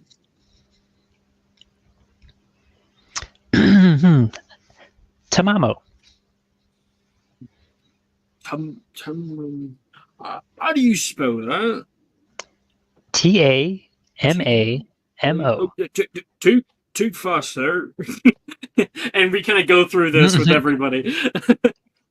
And he's able to start getting people marked off. You hear a tiny voice. Tamamo Kamiya, transfer from Mohotokoro. Hello, I'm Professor Flitwick. She'll kind of do like a little bow. Pleasure to meet you, Professor. You look down and you can see the small diminutive man with a large mustache. He says, and I wish that we would be meeting under better circumstances. He looks around at the other students. 2, 3, 4, 10, 19, 20, 23. Professor, I think we have everybody, if I'm not mistaken. I got it right here, yeah. You got Evelyn, Cassandra, Rhiannon. Rhiannon spells her name purposefully wrong when she gives it to him. Like, she's like, it's pronounced Rhiannon. All the letters are silent. That's not how it is in your file.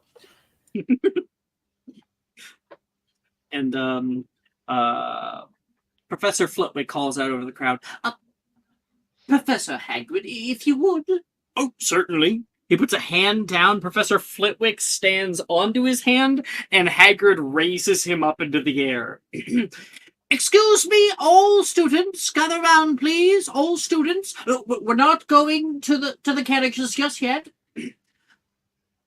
There was an unfortunate incident that happened that is still currently being investigated.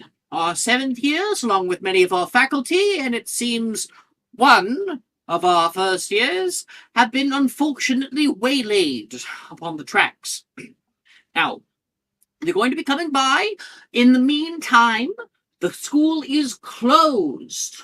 We'll be waylaid in Hogsmeade for the next little while. You can hear a bunch of people are murmuring and kind of booing at this. Oh, come on, I just want to have dinner. Okay, yes, everybody is hungry. We will be heading off to Hogsmeade for a while to the Three Broomsticks. There, a single butterbeer per student on the tab of the school. But you can hear some people cheering. Professor Flitwick. Can we explore the town? No. We will be heading right to the Three Broomsticks and staying within. Why not? Security concerns. Come along, everyone. Follow Mr. Hagrid. And he puts him down. Oh, I was going to say while he was standing up there, I had something to tell him. Okay, Professor Flitwick. Oh, Mr. Filch. That's an OSHA violation. You have to have someone under you, and you cannot use another person. Oh, my bad. Takes him down. Wizard OSHA. Thank you, Mr. Fergus, for always keeping me in check. No problem. Rhiannon kind of leans into Tamamo. There's no way we're staying in the Three Broomsticks, are we? Oh I no. was just about to lean over to you. Evelyn, you overhear them saying that. I feel like both Rhiannon and Evelyn both leaned over to Tamamo. So At the same time. Rhiannon just spoke first. No. Both say at the same time, and then you look at each other like, wait, What? Wait a second. Did I overhear this? You have observant, I so yeah, probably. I'm just giving you guys all mean eyes, basically. Like, why are you guys breaking rules? Evelyn's gonna stick her tongue out at you. Follow us, everyone. Follow us. Can I go up Okay. to Flitwick? Yeah, as you guys are walking to Hogsmeade, because you're passing through the station up onto a trail and walking over toward glistening golden lights along the way. And yeah, you can walk into step with Professor Flitwick. Professor, I didn't see anything happen, but I saw someone who was acting very suspicious on board, and I just thought I'd like you to know. Oh, absolutely. What was your name? I'm Gwen Sinclair. Gwyn.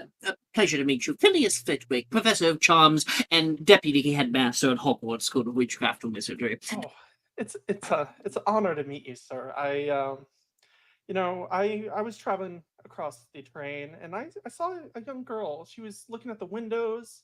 She just was spending too much time like scoping out the train, and I thought it was weird.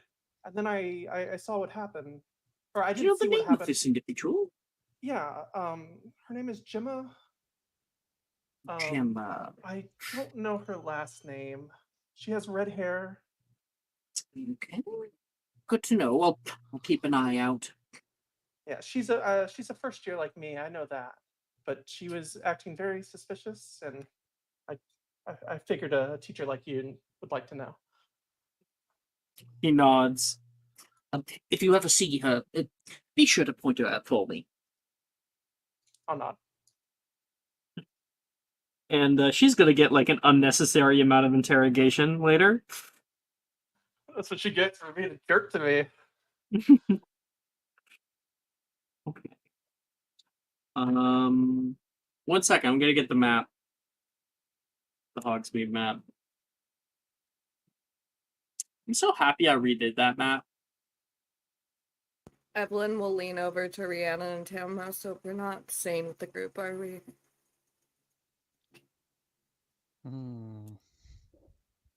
Well, I do want that butterbeer. I've never had it before. Oh yes, neither have I. I heard it's supposed to be quite good. Well, would you rather get it to go or have to sit with that? I mean, it's free. It is. It's free. We say as we steal things. Me taking a street light, it's free though. They just have it out here. You guys would be coming from Hogsmeade train station. So you guys go up the path, and you can see there are. It's dotted with clusters of flowering bushes, and there is a wind that is softly rustling through the trees out here. There's a garden on the southern end that you can see a few older witches and wizards walking through. Entering in through Hogsbreath Park, there is. I could get the 3D map up, but there is a verdant vale in between here. There is tall trees and large buildings that surround everything out here. One that whistles with wind through broken windows. The many students that are passing by, some of them look over toward him. Some are calling out like, "Oh, spin witches! Maybe I can get a new broom. We're not allowed new brooms." And the Three Broomsticks, which is probably one of the largest buildings, center in Hogsmeade itself, sits as a cornerstone of the community.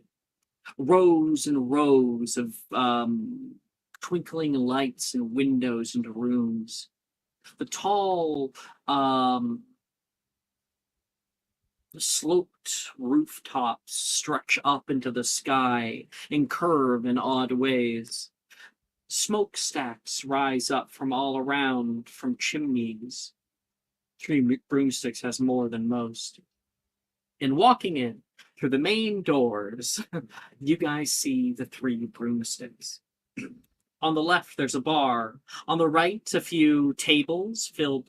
There's not many people who are here this late at night at this time of year. Further back, there is booths and like a fireplace and everything. And the moment Hagrid walks in with, hundreds of students, Hagrid goes, "Hello there, Rusmer. Oh, Hagrid! I wasn't expecting you here today. Aren't you doing the first years? Sorry about them." And just students begin to pile in over and over and over again. Goodness me, what on earth happened? A bit of a train malfunction, you see. We're going to be staying here for a little while. God, I don't think I have the space for everybody. Oh, we'll pile in. It's fine. Still got those dead boats. Like,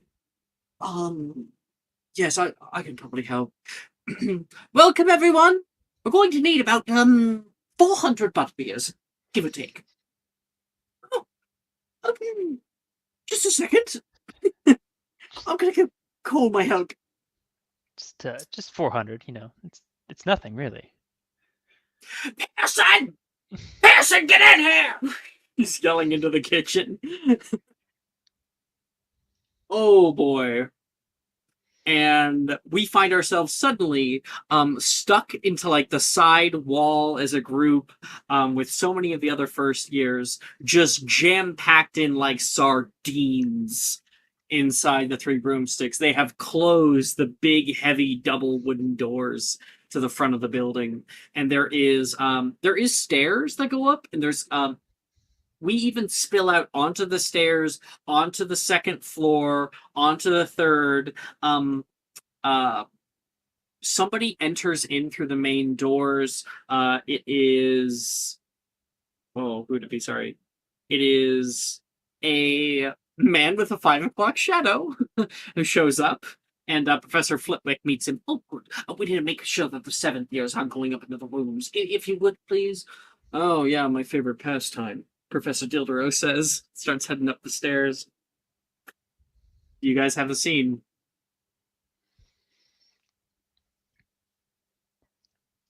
All right. I rolled a wisdom save. Sandra's having a full-blown panic attack. There's too many people. Rhiannon, you are caught next to her, which is probably the worst because there's somebody hyperventilating next to you. Oh, honey. It's too many.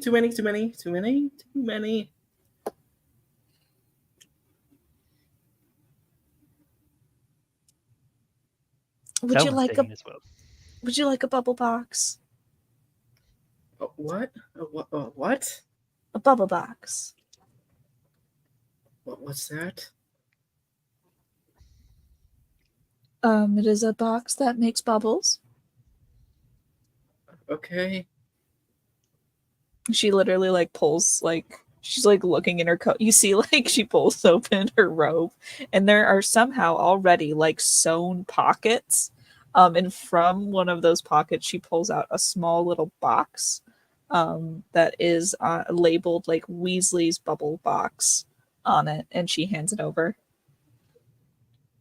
Are these nice bubbles or bad bubbles? These are nice bubbles. I'm not that much of a witch. Okay. Just slowly open it. And the bubble box is harmless. It just makes bubbles. Think of it kind of like a wind-up like music box, except it doesn't play music. You wind it up, and then it starts unwinding, and bubbles boop, boop, boop, boop, boop, pop out the top. Should just use it like a fidget spinner, basically, and just focus on that. Yeah, it's just legitimately it's a way to divert her attention. Unfortunately, Cassandra, it doesn't have the full effect because you're so crowded with other people that the bubbles keep getting popped by just the presence of people around you. It's too crowded in here, Rhiannon. Oh, that's such a shame. That is, I really wish that we could get some air in here. But that would be against the rules. I'm just suggesting maybe they open a window. Fergus, do you not remember what I taught you? How is What? terror against the rules? No, I do leave it. realize now that Fergus is the only boy. No, I mean, That's technically, actually, opening a window is not against the rules. But there are too many people because the max capacity of this place is only 150. We're obviously pushing 250. So it's against the rules to be staying in here, is what you're saying. Yes, technically. Technically, if a fire would break out here, I think most all of us will die. Then. Oh yeah, this is Do it. far beyond the fire code capacity for this place. I guarantee you.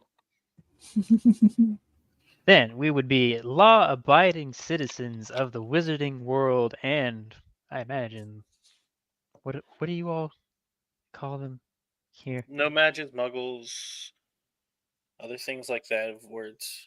Well, we're in England. I like to adopt the tongue, as they say. When in Rome. But in Rome, what? Do as the Romans. No. Okay. Fergus, you can see Professor Hagrid is currently accepting a butterbeer from Madame Rosmerta, a large flagon for him. I think he has like his own cup at this point, and there's so many people out in here. Are you going to go and lecture the faculty on the fire code regulations as an out of character distraction to the faculty? That seems like a very good idea that would possibly distract all the fucking teachers of how I would lecture that and the staff about this fire code violation. That seems like a great out of character thing I would do. And I think Fergus would go lecture people about it, at least for a little bit. Absolutely.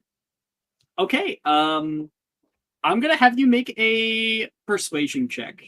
Fuck. Well, okay, what is there a different check that you would like it to be? Oh, no, it's persuasion's fine. I'm just not that persuasive. I mean, I could. Wait, let me go again because I don't think I've seen it. I have an idea. You know what? I'll make a persuasion check, and if Get my advantage. my life doesn't work, I will show them how it's a fire hazard. Like, burning Oh, the whole- Cyber gave advantage to Gwyn. That's nice. Thank you. Nice. I'm not that persuasive at that. Yeah, I only have 2 screens today, and I should probably set it up in a way that I get everything. So that's on me. That's a 9 of me trying to distract them, and it's basically annoy them to death. Yeah, you're not very persuasive about it all, but you are unrelenting. And it definitely has enough of an effect that Rhiannon, the front door is partially ajar. Gildero left it open. She like reaches over to Evelyn and to Mamo, and she starts, slowly walking backward, like kind of moving with the crowd, like letting other people kind of fill the space. It's kind of dark in here, yeah. There's some shadows here and there. No, there's lots of light, I would say. Okay. Very well. Sorry. There's lots of shadows outside. Then, if you'll allow me, Mm-hmm. I know this isn't exactly how the spell works, but I want to use my flickering image cantrip to leave like a little replica of myself just walking around aimlessly. You got it. See, you I'm look like just you're still here. beelining. People go 1, 2, 3. Tamamo moves, and there's almost this like mirage that's left behind her. And Cassandra, you see, oh, people are leaving. Oh, that would be very nice to get out of here. Yeah, Cassandra's following Rhiannon kind of like a lost puppy. Rhiannon's been nice to her 3 times today, so she's just like, okay, they like me, hang out. And then Gwyn, you can see Cassandra is walking out as well without saying anything. Yeah, I just wave at her and say, oh, bye, Cass. Gwen You don't want to go with? Gwen has the plan. She has All something right. to do in here. Gwyn, shortly after you are handed your butterbeer. There you go, there you go. All right, stop swarming. Madame Rushmore is yelling. Oh, thank you. She'll take a sip of it. Gwen has a grudge, and she's gonna. She does not like Gemma at all, so she's gonna try and get Gemma in even more trouble. Hell yeah. She is gonna take out a blank piece of paper and cast illusionary script on it. It's just gonna be a blank piece of paper, like ideas to derail. Like it's gonna say ideas to derail a train, and just have a bunch of ideas on it. I'm Oh saying my that word wrong. goodness. And then she's gonna like wrap it up, and then she's gonna go and try and sneak and put it in Gemma's pocket. First, you have to find her, so we're gonna make a Oh, no. perception check to find her in the no. crowd. I have advantage on this thanks to Cyber. You can make it. We're going to return to this. Okay. You can still make it, though. Yeah. OMG, what have I done? My poor Gemma. Ah!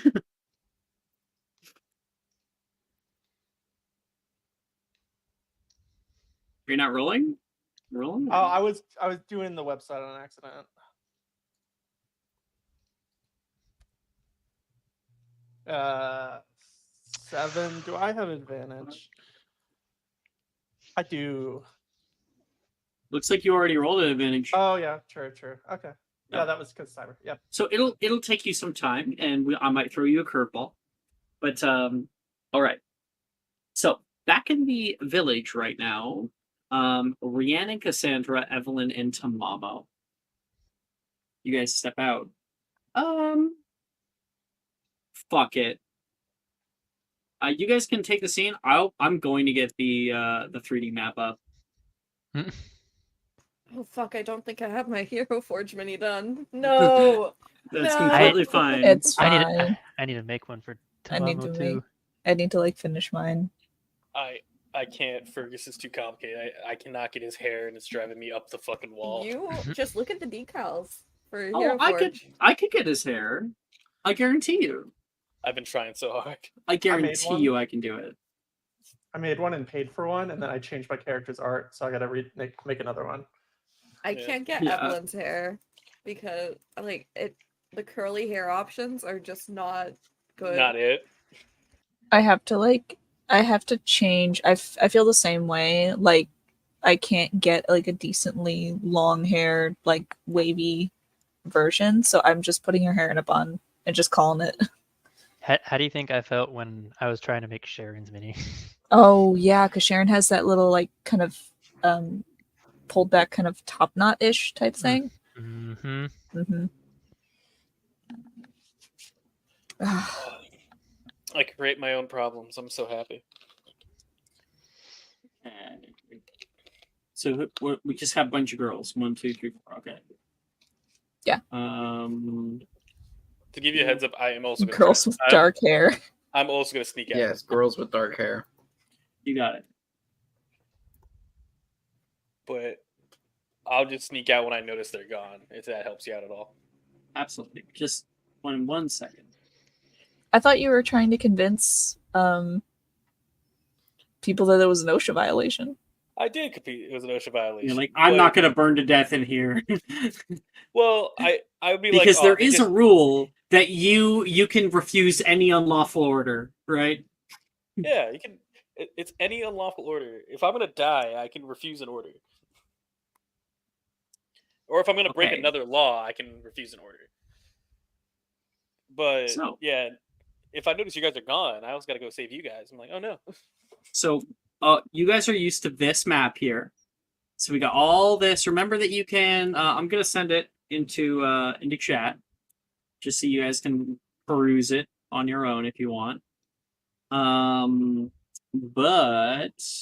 you can like open up this separate thing. But Cyber, I don't think you've seen this before, and I'm really excited for you to see it.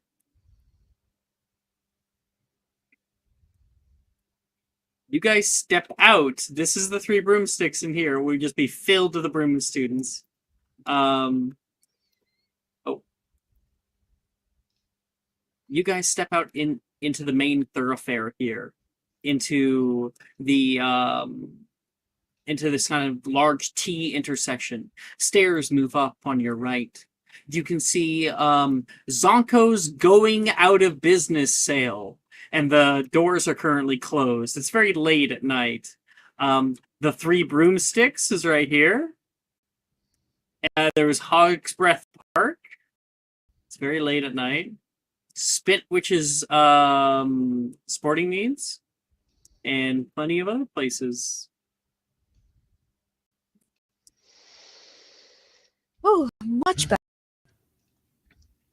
Tamamo kind of stretches a little bit. I can actually move around. Another joins the band. Hi. You notice Cassandra has joined. Hi. What were you guys doing? For a little jaunt. Okay. Get some All sorts air, of stretch your horrible legs. And no good deeds. Do you mind if I come along? Certainly not. Why would we? We just spent 8 hours on a train. I think it's a little bit much for them to pack us in like sardines in one area. Yeah. Imagine if a fire broke out as well. That'd be tragic. You guys are cool, right?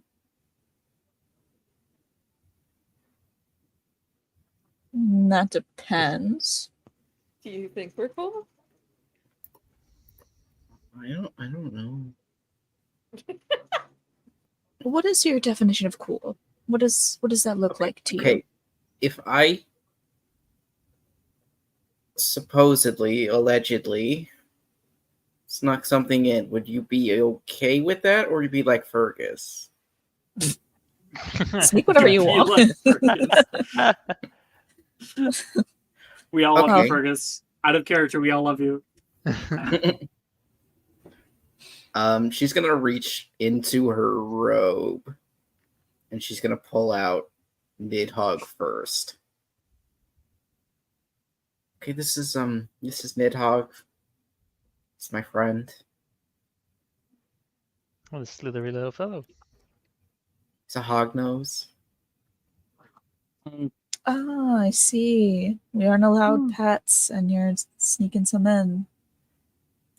These are new people. Oh, hello. Of course, no one can hear that. I think she's gonna look at Nidhogg for a second. They can't talk to you. Of course not. They're human. I can talk to you. I'm human. Wait, really? You're not a snake? I'm pretty sure. But we can speak. Yeah. Is she just here, like, speaking Yeah. parcel tongue in front of Are us? you well? Yes. She doesn't know that she should hide it, so yes. It's very subtle. It's very quiet. It's like almost like a little whisper. Sassies. Oh, sass. Would I know the significance? Probably. You I'm a probably pureblood, just so simply yeah. would. Yes. No check With- needed. Whispering. My, That's a- oh my. What? Who are you again? Cassandra? Last We name. met, like, Barnes? Fascinating. You're talking hell to is him. Your blood this? status. Whoa! When did I find this? Oh, that's so cool. That's super fucking cool. That's like that. That's got to be new obscurial. Yes. Oh yeah, Yes. absolutely. That's dope. I Okay, will use that sorry. sometime, other time. Don't worry about it. I know. Why is it fascinating that my last name is Barnes? Well, Also, what's a blood status? you're speaking to a snake. Yeah, it's People Nidhogg. don't just do that. I thought it was like a magic thing. Well, it is, but you might want to keep that to us. I'm fine with it, of course, but strictly speaking, being able to talk to snakes isn't exactly a good thing in our society. It's a bad omen. Yeah, but most of them are really nice. Yes, but there are some people who used to talk to snakes And they who weren't were not very very nice. big. No, the snakes are nice. Well, people aren't. Nice to other snakes like you. He says to Cassandra. Shh. Okay, so that's Nidhogg, and then she like puts her hands into her like jacket pockets and pulls out a white snake and a black snake. This is Mars and Venus. And then I found a new one. More? Bella, where'd you go? You were down walking to here. that shop? Where's down here? You like pull her like. You look down and you can see that she's in your shoe. How'd you get in my shoe? I go where I like. Okay. Just say hi, and then we'll put you back in the shoe. Why? They won't understand me. It's being polite. Hi. You hear Thank you, a Bella. little hiss out of the garden snake. Thank you, Bella. We should Evelyn put some back will, in her like, shoe. Squat down and hold out a finger to the garden snake, like to shake a hand. It'll like sniff out with his tongue at you, kind of playfully, and tickle the tip of your finger. They're sweet. Bella's very nice, I think. Plopping Mars is out, a little mean. plopping out outside in like a bit of a huff of frustration. Like I'm not gonna die today. Fergus comes out. Quickly hide Nidhogg. Well, you do have the piece of paper, so I was thinking like, you know, Oh, see them. no. She'll like reach back into her pocket and be like, oh, great paper. I have a license. She says unprompted to you. All right. Oh, this is going to go well. Go look at the paper and be like, all right.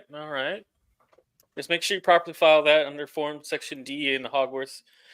Okay. Section Okay. D's nuts. I'm not joking before I could do it. All right. Oh my God. Oh, damn it.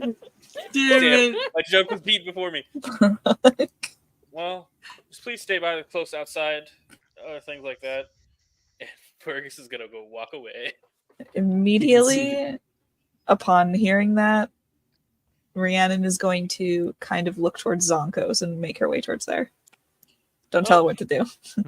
I'm walking away. As soon as I said stay by, I'm walking away. Where are you heading, Fergus? They don't need to know that. I need to. Alex does. I need to I'm know. just fucking with you. I'm heading towards the train station. The train? Oh, you're gonna go wait for your Motherboard. dad? Yeah, definitely Aw. not. There's an investigation while everyone's fucking gone, so I can actually do a proper investigation. How are you gonna? Oh, like the train itself. Okay, yeah, I love that. I love Are you that. doing forensics? Yeah, 11-year-old CSI. CSI. I'm gonna break out this fucking potion. He's sunglasses. He's gonna like, Bow, bow. yeah. I'm over here with a potions kit. I'm like, hold on, I got this. Dun-dun-dun-dun-dun. If I pour this potion over this part right here, I can see all the fingerprints.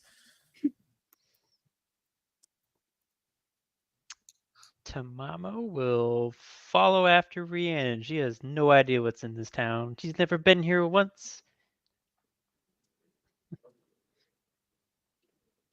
Looks like this train chugged its last choo-choo. I was thinking the same thing, Alex. I'm also, I will say Cassandra probably watched Rhiannon leave and just went to follow her again. yeah, I don't mean to be suspicious or anything, but yeah, I just left. I'm like, no, I'm not dealing with this. Y'all can have your fun. I don't care anymore. Okay, Dang. you guys are going out over there? I trust you guys will follow my rules and stay near the three broomsticks in my office. Of course. Of course. Why would you break rules? That makes no We did. sense. We did just say we were law-abiding witches. Yeah, of course. I did say I have a license. And there was a license. That's completely honest. You guys follow the rules, even though one I've seen not do it. And yeah, Fergus trusts you, but he's just gonna walk away, not stealthily, but stealthily. WSI Wizard Sorcery Investigation. Hell yeah. Anyway, you two? What are you guys doing? Oh, I thought Tamamo followed after me. Yeah, There was just Evelyn Tamamo who, was. Okay. yes, it was just Evelyn that was unaccounted for.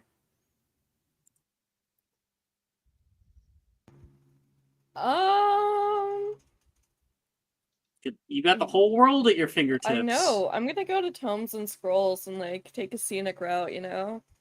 Hell Just yeah. take my time with it. I'm chilling.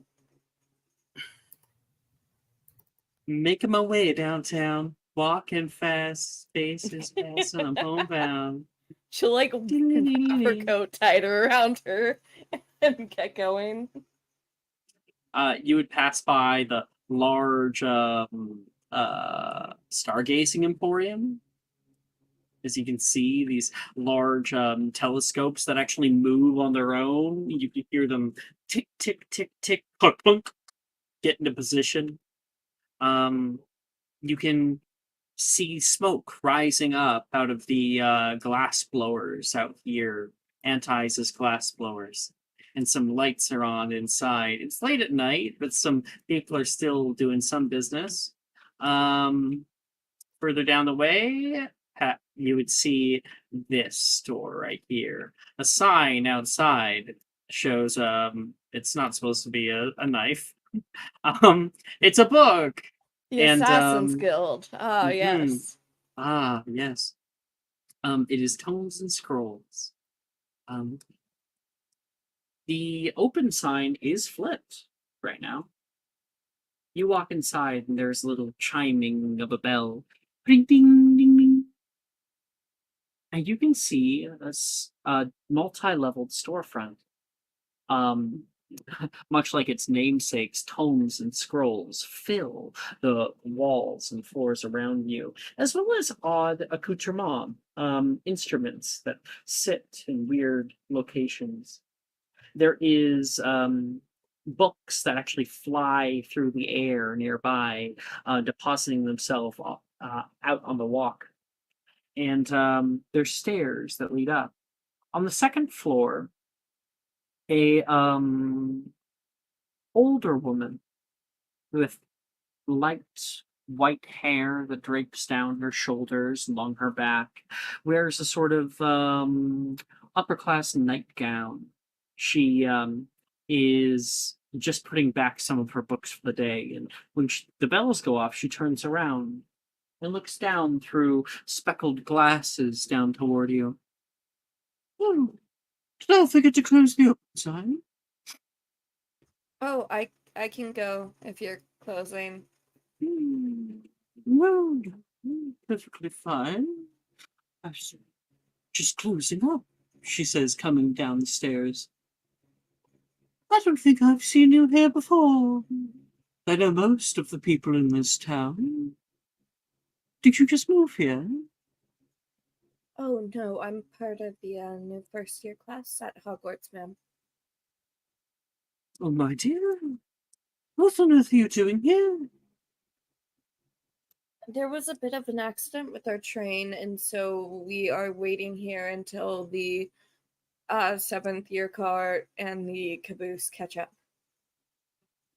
Oh, catch up. How odd. That train has quite the history. Not the first time, certainly not the last, that cars have become decoupled or destroyed.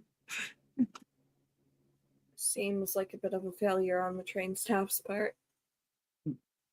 My mother told me all about back in the day when it first showed up in this valley. And what an odd thing. We had to create the station all around it. Your mother was around when the train showed up? Oh, she's long since passed since now, yes. Interesting. Do you know the which- tale? I can't say I do, no. Let's see. That is. She goes through her tomes and is able to find an expose that was all about the. One second. I want to get the right words here.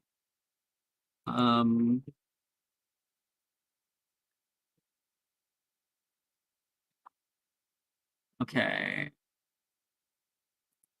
Yes.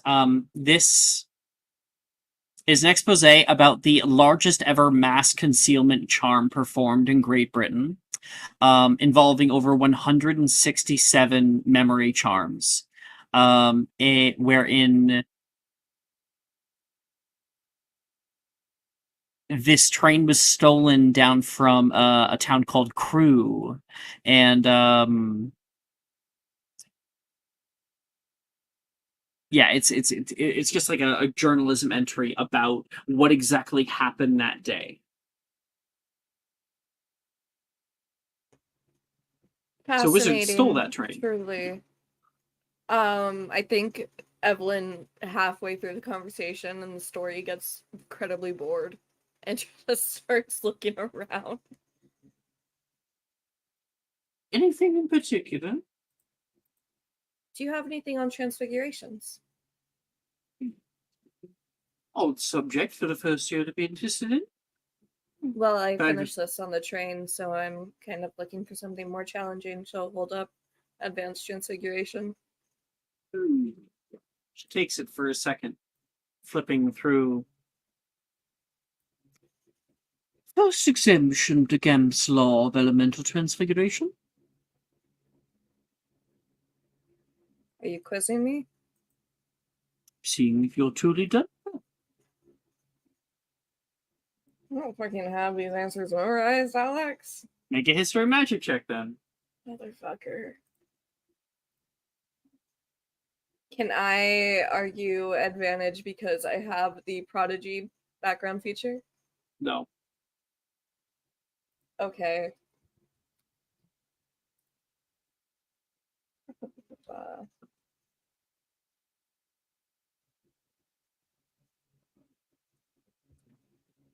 16? 16. So, Gamp's law. Oh, the first exemption is that you can't create food from nothing. You can't create food from nothing. Right, well. She closes it suddenly, handing it back. We'll find something more challenging then. Let's see. Nothing quite in the main section. Check our old tomes, maybe second hand. Keeps going. Hold on. She pulls out an old weathered book. She flips through it slightly and then suddenly closes it. This came into my collection many years back.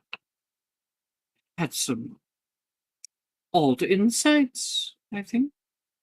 I think it may be of use to you. She holds it out for you. What do you mean, odd insights? She'll start flipping through it. You go to take it, and she pulls it away from your grasp. 2 galleons? Only 2. Think of it as a investment. You don't know if you're gonna get a return yet. You never do? She'll hand over 2 galleons. And she will hand you the book. Well, it is a pleasure doing business with you. I hope to see you again sometime. Yes. What was your name again, my dear? Evelyn McLean?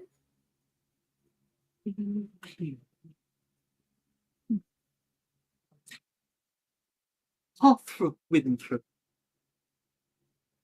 I'm sorry? Hopthrop is my name. Hopfruff. That's I've never heard that name before. It's a local one. Have you been to the valley? I cannot say I have. I've spent most of my days in Scotland. You'll find some oddities out here. Yes. Wait, we're in fucking Scotland. God. We are in Scotland. You haven't We been are to in the Hogwarts Scotland. Valley, though. Heartthrob. Okay. Well, thank you for your investment. I'll put it to good use. I hope so. She will You exit will. and immediately start reading the book when she leaves. Okay. Meanwhile, others. Gwyn, back at the bar. Yes. You are looking for Gemma. Yes. You are searching desperately. And student after student passes by. Cyber. Yeah. Student after student passes by. It is so jam-packed right now. Friend groups are covering tables, and even you can see some people try to conjure in more, and Madame Rosmert is, no, it's already crowded enough as it is. And she reparages a few of them. People kind of murmur down, and some other people are making the fire much larger than it normally is. Madame Rosmerta has a lot cut out for her, and I think someone comments on that. Excuse me, have you been here before? You can hear a girl say toward you. Oh, no, I'm a first year, and I'll turn around. You see none other than Drusilla. I don't think you met her yet. No.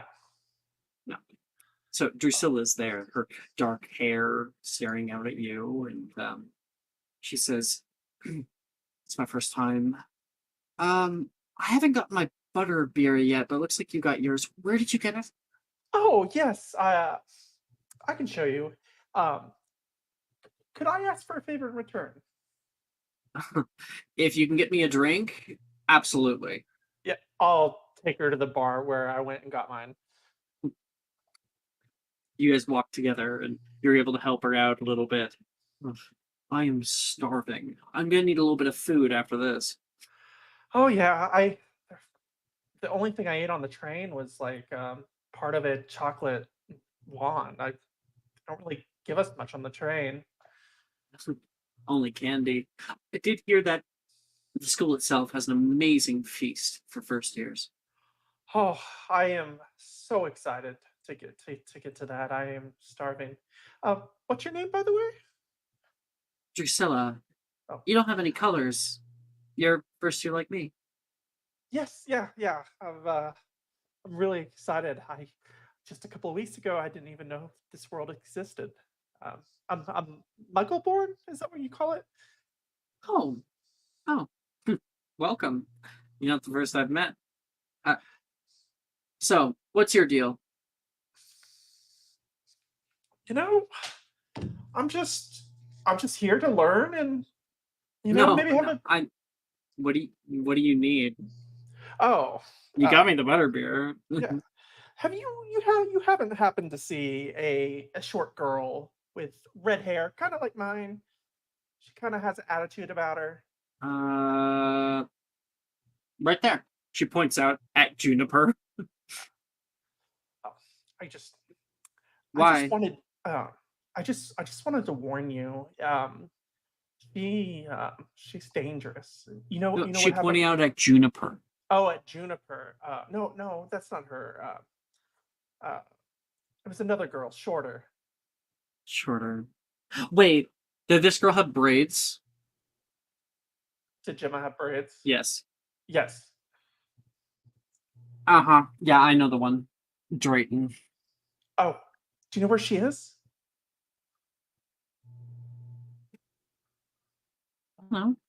Probably out trying to find her way to Azkaban.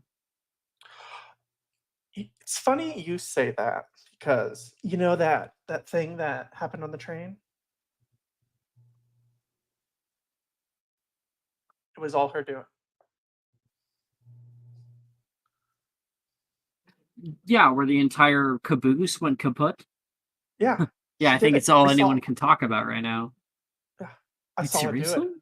Yes. Oh my gosh, why? I was joking about the whole Azkaban thing. No, I think she belongs there. Wait, Azkaban. Is that a jail? How did you know? A lucky guess? Couldn't be all the wanted posters outside, would it? Maybe.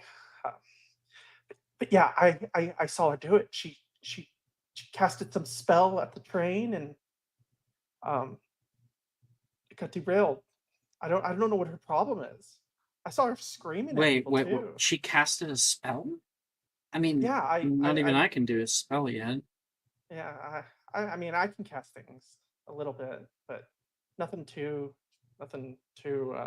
fancy. We gotta find her. I saw her on just a little while back, maybe 15 minutes ago. Where? She was at the back over by the lounge. You know, you got to show me. I would like to keep my eyes on her before anybody else gets hurt. And Drusilla walks with you toward the back, through the crowd. These students are like a bunch of animals. If school's anywhere near this crowded, I might just throw myself off a tower. Uh, I don't really mind the crowds, but I kind of understand where you're coming from. Funny enough, my friend I grew up with, she was also received a letter and came here, and she tends to hate crowds.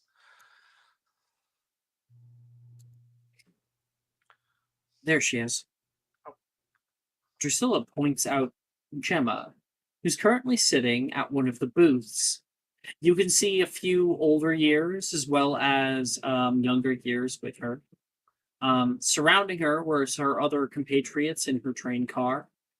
Next to her is Saoirse, Taylor Ernisia, as well as Peter Parkinson and Anastasia Hill from Upper Year.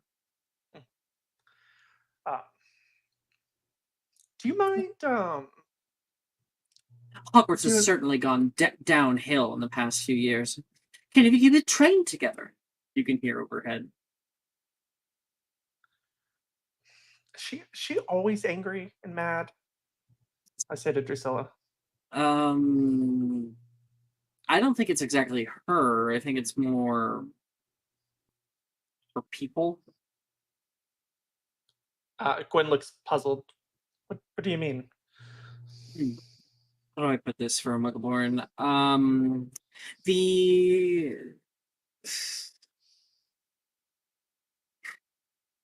I'm like thinking of words, and they're all way too big. Aristocracy. She's like the ruling class. See, someone like Gemma is mostly above the law, or at least they thought that they were for a long time. A lot of her parents in jail right now. A lot of her family's in jail right now. Wow. No wonder she was up to no good. She thinks she can get away with anything. I don't see why she would want to decouple the train, though.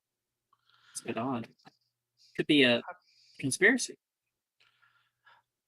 Yeah, I'm not really sure myself. I do know she's prone to violent outbursts. When I was shopping, she just knocked something out of my hand, and diagonally. I don't know what's Insight going on. check. Do you want me to roll a deception? No, I rolled low. Okay. You're fine. Yeah, that sounds like her. She's related to the Yaxley family. They have connections. Are they dangerous? I would be careful about going toe to toe with her. That's for certain. Oh, especially as a Muggleborn. Yikes. Oh, I'm not gonna do anything, you know. Let's just say you're on the bottom of the food chain here. Like I said, I don't plan to do to go head to head with her. I just want other people to know how dangerous she is, and I feel like it would be a good idea if we spread the word about it, just so nobody else gets hurt. No gossip. I am not incurring the wrath of Gemma Drayton, but you can by all means. Okay, I just wanted you to know because you seem nice. You've been incredibly helpful tonight, and I just don't want anybody else to get hurt. Hey, Juniper. And you can hear someone like calling out toward her. Hey. Oh, hey Gwen. Oh damn it, I said it wrong. Hey, Drusilla. And then Juniper shows up and goes, "Hey Gwen. I didn't see you there." Oh. Hey. What were you saying about school? We're going on boats, right? Yeah, that's what they normally do with the first years. I don't know if they're going to be still doing it, but they start talking for a second. I'll kind of like back away from this conversation. Slip away. And then I'd like to just like watch Gemma and that group from afar. Maybe I'll wait until like Gemma gets up to like, you know, go get a butterbeer or something, and then I'd like to try and slip something in her jacket. She doesn't get up to go get a butterbeer. Why would she do that? Instead, she gets Taylor to go get her a butterbeer. First, she tries to get Anicia to do it, and Anicia's like, no. And Taylor ends up being kind of the person who gets it for everybody. And right now, like, Peter is going on about, oh, Paris was lovely.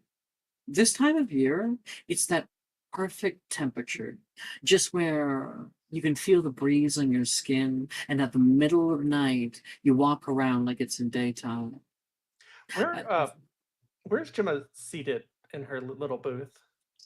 So Taylor is left, so it's Anicia, then Gemma. That's the difficult part of it. Yeah.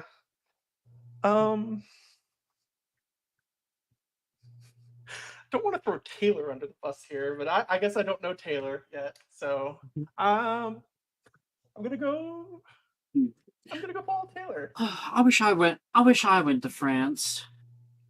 No, just the last little while. She says, I went to Oslo, Norway. Beautiful place. And so they're like going off about that. You're finding Taylor? Yeah, I'm gonna go follow her and then, you know, go and introduce myself to her. I wanted a few extra butterbeer. We'll just have to wait in line like everybody else. Sorry. Okay. Taylor says. Hi. I'll just say hi to her randomly. Of course, you get that like incredibly awkward response. You're like this, hi, and she just stares at you, looks you up and down, and looks completely bored to be there. Dead eyes staring at you. What? Are you first year? Not yet. You're about to be like me. I'm assuming. I don't know you. Well, my name is Glenn Sinclair. I had something important, and Gwen is gonna like will take out her parchment and put it in like an envelope she has, right? And then she'll use her magical marker to put like the seal of Hogwarts on it to make it look like extra special. And then she'll hand this. I've been meaning to give this to Gemma. Do you know her? Gemma DeBrayton. Yeah. Could you give this to her? But you don't need to mention I gave it to her. It's something. It doesn't have her name on it. She says, flipping it over. Yeah, it does right there. And then I'll add another magical marker. With your finger, yeah. Yeah. Oh, that's weird. I could have sworn. It's okay. We miss things sometimes. This professor gave this to me, and I was supposed to hand deliver it to her, but I just I can't find her. So I figured, hey, if you know her, you can just give it to her. Are you like a diviner? No, I'm part of a program for Muggleborns where we come into school early, and they help ease us into the school by giving us some immediately. Sorry, I'm struggling with the word. They give us some extra homework ahead of time, and part of that is like delivering letters to the people around Hogsmeade, so we get used to the area. Okay. If you stop talking, damn it. If you stop talking, I'll hand this to Gemma. Okay. Just Yeah. please.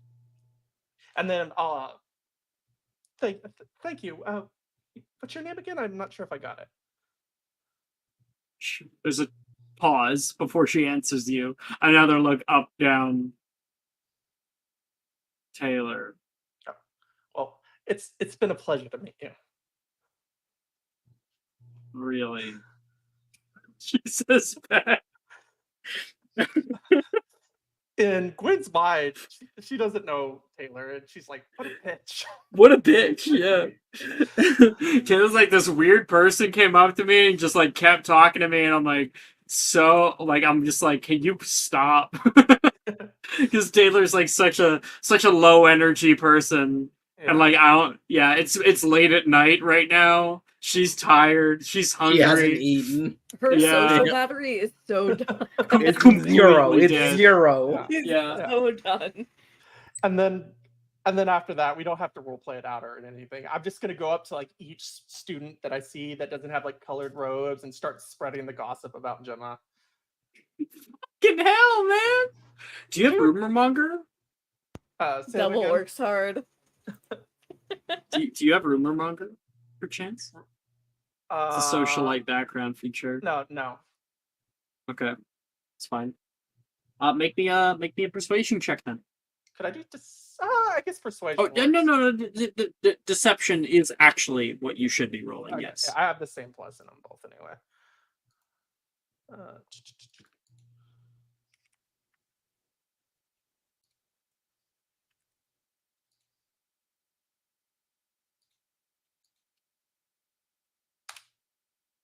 Oh no.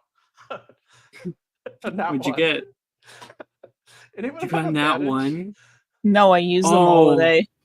Oh yeah, you could. Everyone This could used them all today. really get out of hand with a nat one. I'll use my last one. Aw, I wanted it to get out of hand. It No, would have been fun to get out of hand. It was fine. so fun. I'll retract it. No. Okay. Yes. Yes. She deserves Okay. this. Back at the barnyard, or rather, train yard, Fergus has arrived. Fergus, you've walked through this town many a time. You know, Your father gives you wide berth, honestly. It's funny. It's funny because like he's a stickler for the rules, but because you mimic him so much, he trusts you so deeply. Um, so he lets you do whatever the fuck you want. The best way I would describe his like parenting style is like I'm a free range kid. Like you be back before That's so sundown. true. Be back before sundown. Don't die. You're not gonna break the rules. I already know you won't break the rules. Yeah, exactly. So, I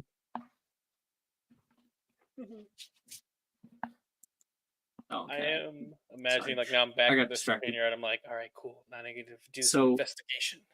You arrive at Hogsmeade Station proper. There's the train is currently parked right in the same base. It goes on for quite a way.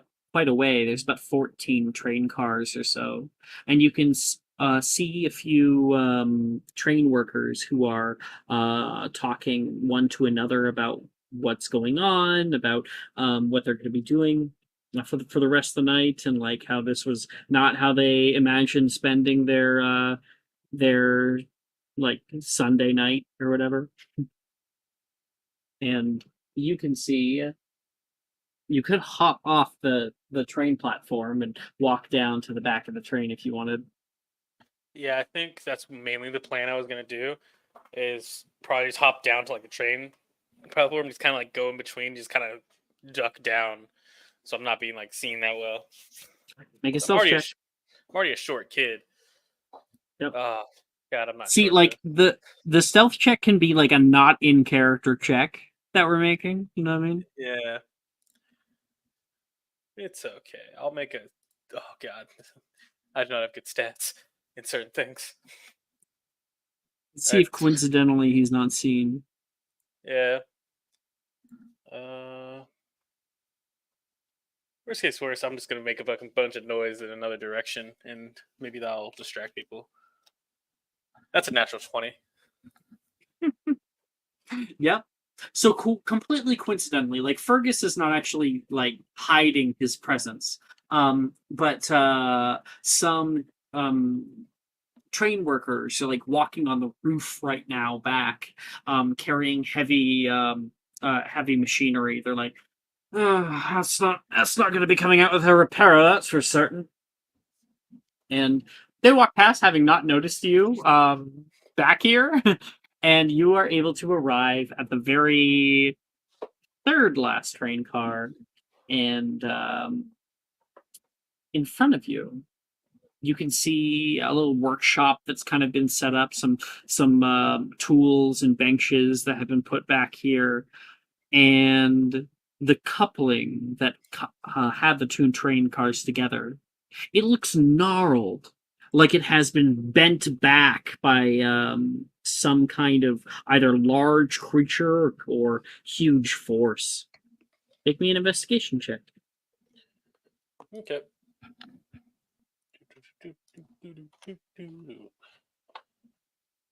Cannot sing them on stream. That's a 17 or 16. Sorry, I have glasses on. Totally, have my glasses on. That's a 16. 16. Yeah, with the 16, you look around the way and you can see this thing. The metal is completely bent back. Somewhat the coloration has changed. And you notice a thin film that's covering parts of the metal. You slide it with your finger, and it's like dark black soot. You smell it and then like taste it. And that is no, it's a Weasley powder. Definitely. You know that taste very well. You've been trained for it. And then you can see something that's melted and pressed onto a portion of the metal. You take off spellotape. This was somebody used explosives to open this up. Sabotage. Somebody sabotaged it. Do I need to make a history of magic check for the last time I saw Ash? Yeah, sure. All right, let's see if my big boy brain could do some investigation work and actually be CSI. I'm deciding on what Gwyn's Nat 1 results in. That's gonna be hilarious.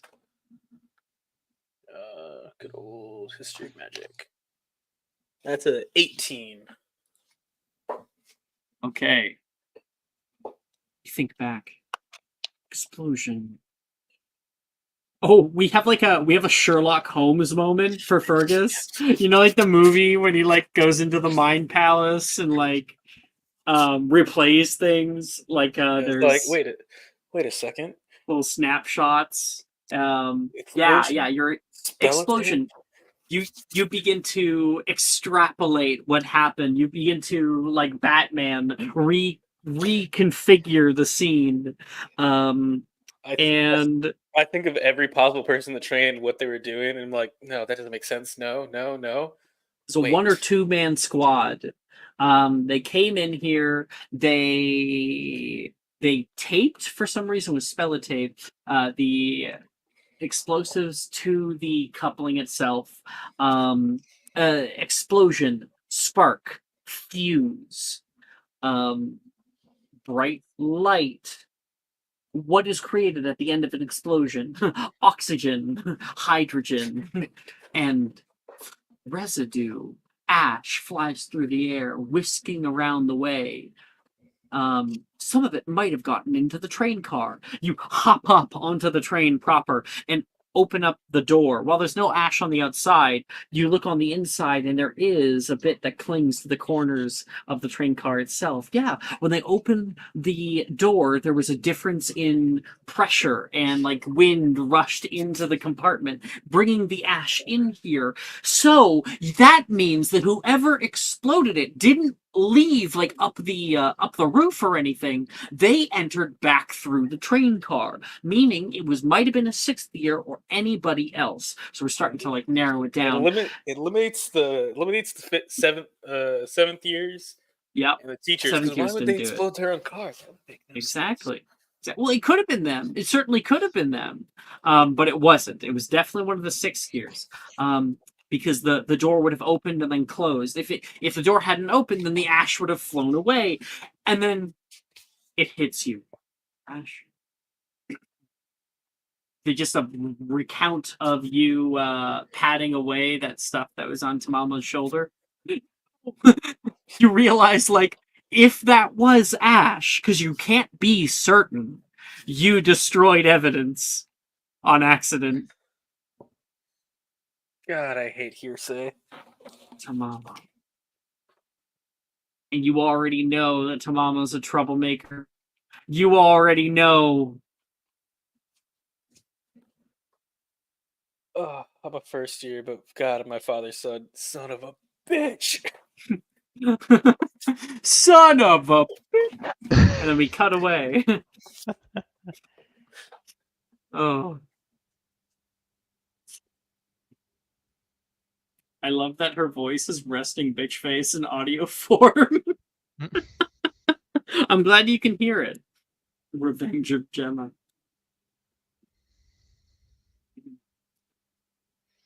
Okay.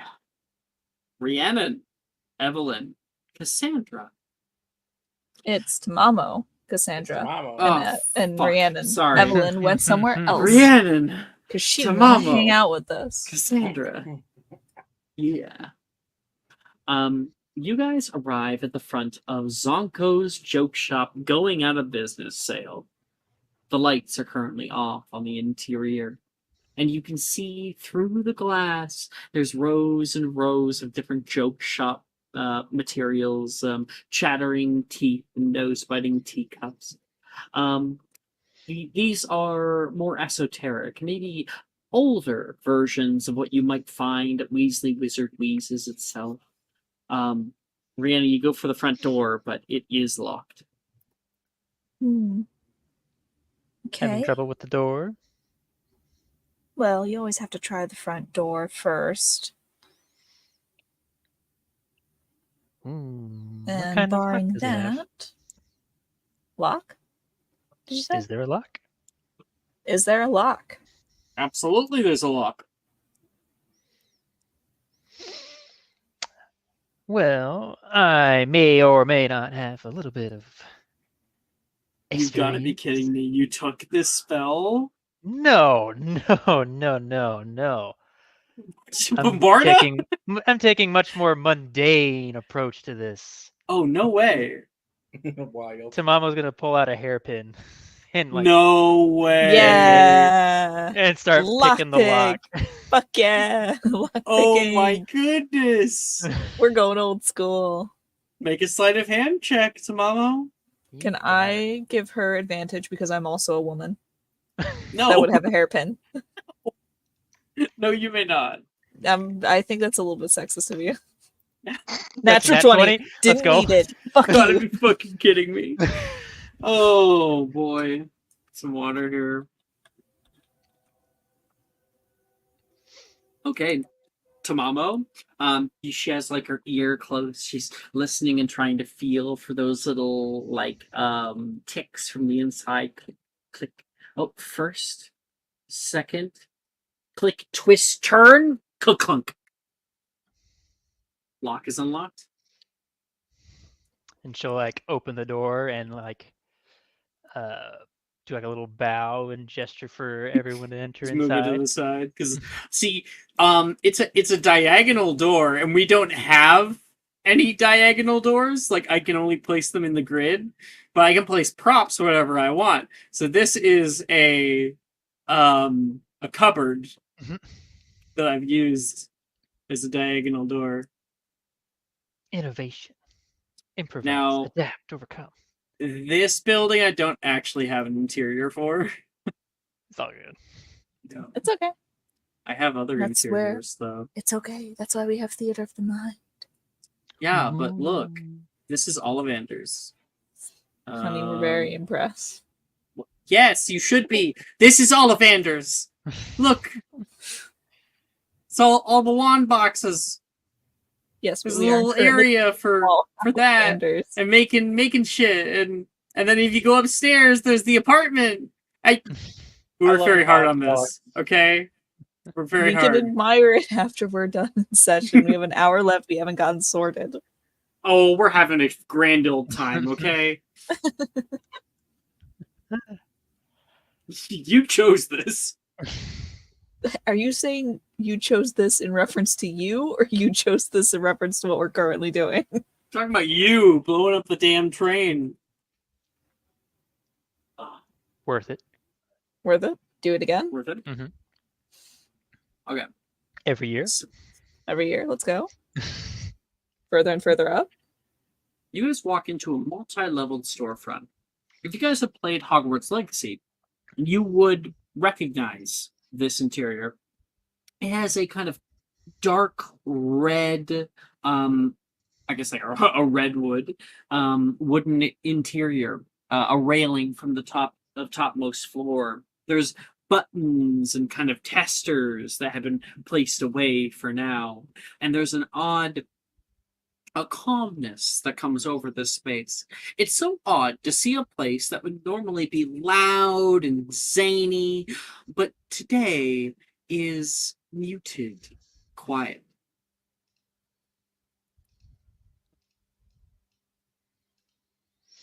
It's real quiet. What It'll a be like a joke dreary shop, place. so it'd be like loud, wouldn't it? I mean, that place with the weird top hat man, he was loud. Well, it is closed. Also, it's going out of business, which means they have some stock that they need to get rid of. So it's all free. And Tamao starts wandering a little bit. Yeah, I don't know if it's free free. is the right way to put it, but They left the door open. It's free. Cassandra's like, I think these people are too cool. no, I think Cassandra is not like against the idea. It's just like maybe they just wouldn't notice the stock not being around because it's closing. It's not free, it's just discarded. Rhiannon is putting stuff in her pockets. Okay. I guess we're gonna really do this. Give us the inventory of Zonkos. Everybody roll Insane. me 3d600. 3d600. Is there a You can chance do at that. another One Ring? There is. So 3d600, and then you also can roll me alongside that a d49.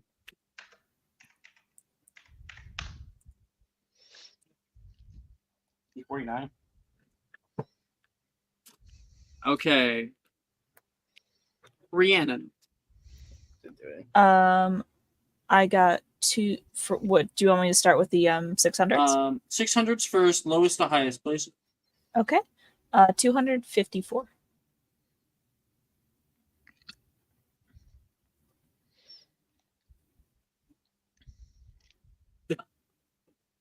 You get the Club of Confusion.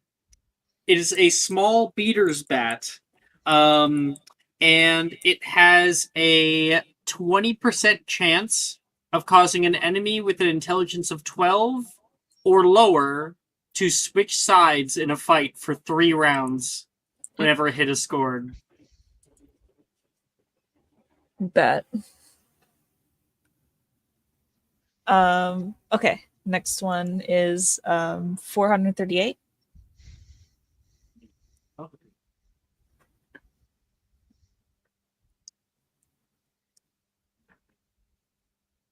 $438. Oh, that's kind of cool. An outfit of clothing that never gets dirty and magically mends any rips or tears. Ooh. You can decide on what that looks like or what it is exactly. Mm-hmm. Okay, and lastly, 508.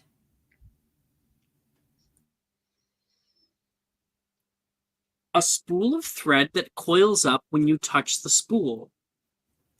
Odd. That could be useful, I don't know. You could do some traps with that. Like tripwire? Imagine like the line only goes taut, like when you activate it. Mm. No. There's a lot of things Alright. you can do with that. And then do we Being a want to do trigger. the D49? D49. I'll say the spool of thread is never ending. On top of that. That Yeah. That's gonna be you're gonna so regret that. You're definitely gonna regret that. No, I'm not. Like it's gonna be like 20 sessions down the line, and you're gonna be like, "Oh, we get you. I caught you," and I'm gonna be like, "Okay, but I have this spool that doesn't break." I didn't say it doesn't break. It says never ending. So if I Anyway. just double up on itself, I can make like a rope in due time. Uh-huh. Cool. Okay. Now of course it's thread. It's not very it's not very big. Okay. Who's up next? Oh no. What's your D49? 14. 14. And you get oh great, another fanged flyer.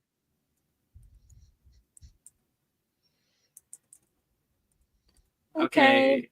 Tamamo. All right. So D600s, we have 25. Oh damn.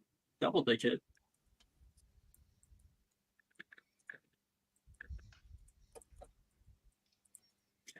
Troll wax. Tacky and unpalatable. Anything that tastes it must succeed on a Constitution saving throw or be so disgusted that it cannot taste again for a week. Oh, I thought it was permanent. All right. They can taste nothing for a week. 167. That's quite something.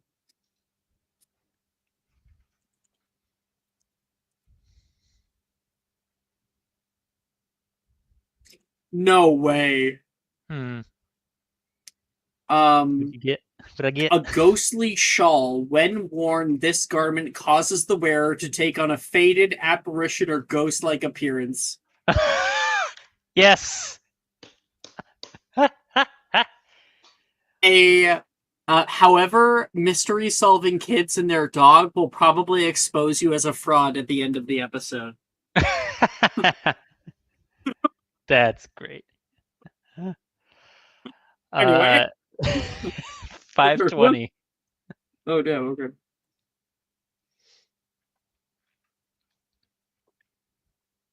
$5.20. Ship in a bottle suspended above water that sloshes and froths rhythmically, regardless of whether or not it's moved or shaken. The ship bobs in the water cheerfully. It's like a little knick-knack. thing. Little knick-knack. And then for my It's a D49, I D49. got a 39. You got a trick wand. Trick wand. Yeah. It is a wand that, when used, turns into a rubber chicken and squawks loudly instead of casting a spell. That's funny. And what I'll say is that mechanically, you can replace it with anyone's wand and they won't notice. Hell yes. Let's go.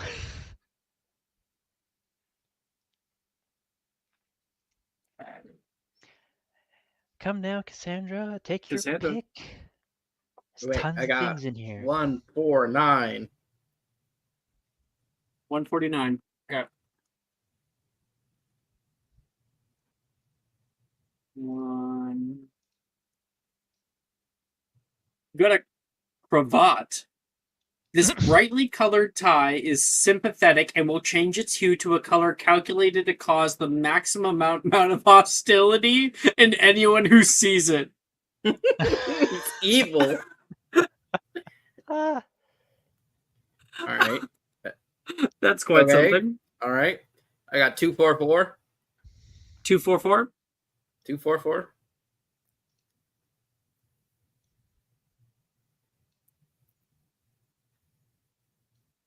Oh, no way. The Lantern of the Unseen. When lit, any invisible creature within 40 feet will cast a shadow. Okay. That's And kind I of got cool. 345. 345.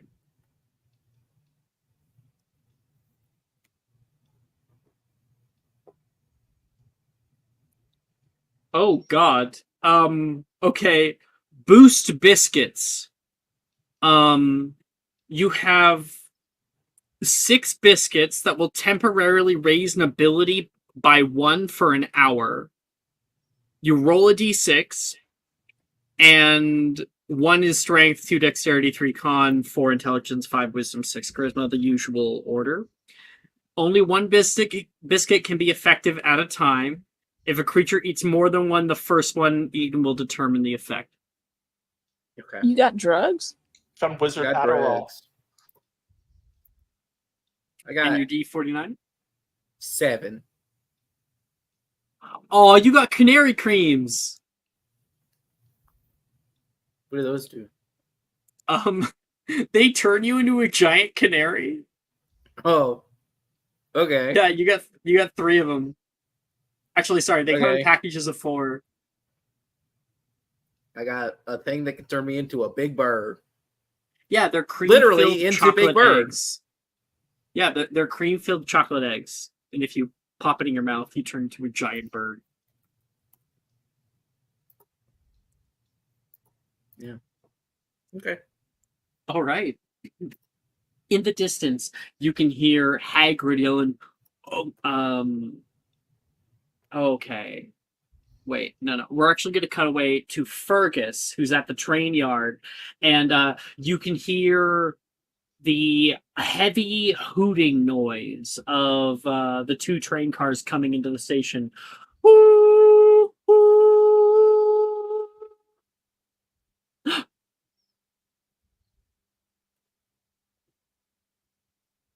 Fergus? Papa! No, I'm not gonna yell that. But I'm just be like sitting there waiting respectfully. I don't know, fuck you. Fergus! The stupid Fergus! pose. He comes running down and like gives you like a big hug. Oh boy! Oh, oh. What did they do to you? I'm alright. Are you okay? You got left behind. It was some old student. I think they knew I was back there. It was an assassination attempt, I'm telling you. I know who did it. I did some investigation while you're gone. I figured it out. I solved the case. But I have hard evidence. Not even I saw who it was. Oh, okay. Maybe not hard evidence. It's fine. I trust you. You said we'll keep a good eye on them, shall we? What's their names? Fuck, We can actually cut away at that point. You know, like it's like the perfect time, like in a TV show, to cut away. And then Rhiannon and Cassandra and Tamamo, you guys can hear Professor Hagrid saying, "All right, everybody, time to go. Follow me, follow me. I do believe Second years forward to the carriages. First years at bay."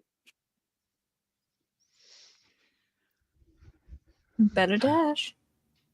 time flies fast. Keep up, little one. She'll Let's go. Run. grab You guys get Cassandra's away. hand. All three of you gain a corruption point for stealing. Yes! Yay! Let's yes. High five. Did they High not five. get one for derailing the I fucking got a train? corruption point. Okay. Stealing! Oh, I already gave one for the corruption point for Oh, good. derailing the I was like, train. Just was so Oh. excited to get it. I was like, did you not get one earlier? No, it was during the break I gave it out. Okay. Yeah, Tamamo, you did help with that. You want it? Hell yeah, I'm at 3. Yeah. Let's fucking go. 3 by session 1.5. That's 3 before insane. even getting sorted. That's crazy. I have more corruption points in 2 sessions with this character than my other characters combined through all of the time I've been here. I've only Damn, ever had- I have never done anything wrong ever in my Kaz, life. how's your morality? She's this girl. It's not consistent. I only have Okay. ever Damn. had 1 corruption point. She's 11. It's not consistent. She's 11 and she probably has BPD, so her morality is please like me. That is so relatable. I am. Nick, were you saying something? Sorry? I'd say I've only ever had 1 corruption point ever. I've never done wrong. I didn't even get the Really? corruption point. I've Yep. never had one. The only time I ever got a corruption point was by killing plants I didn't mean to kill. Ah, yeah, It's the only time well. I've ever gotten a corruption point. Uh-huh. Okay. Do you guys follow Professor Hagrid, Professor Flitwick, and you guys pass down over the bridge, past Hogsmeade. Evelyn, you pass by Tomes and Scrolls again, and you can see coming up to her window on the 3rd floor. Shit, what did I call her? Helenan? I don't fucking know. It Helen? was not that. It was something way more complicated. Helen of Troy. Helenan looks down upon you as you guys go past. She gives you like a little wave. She'll wave back.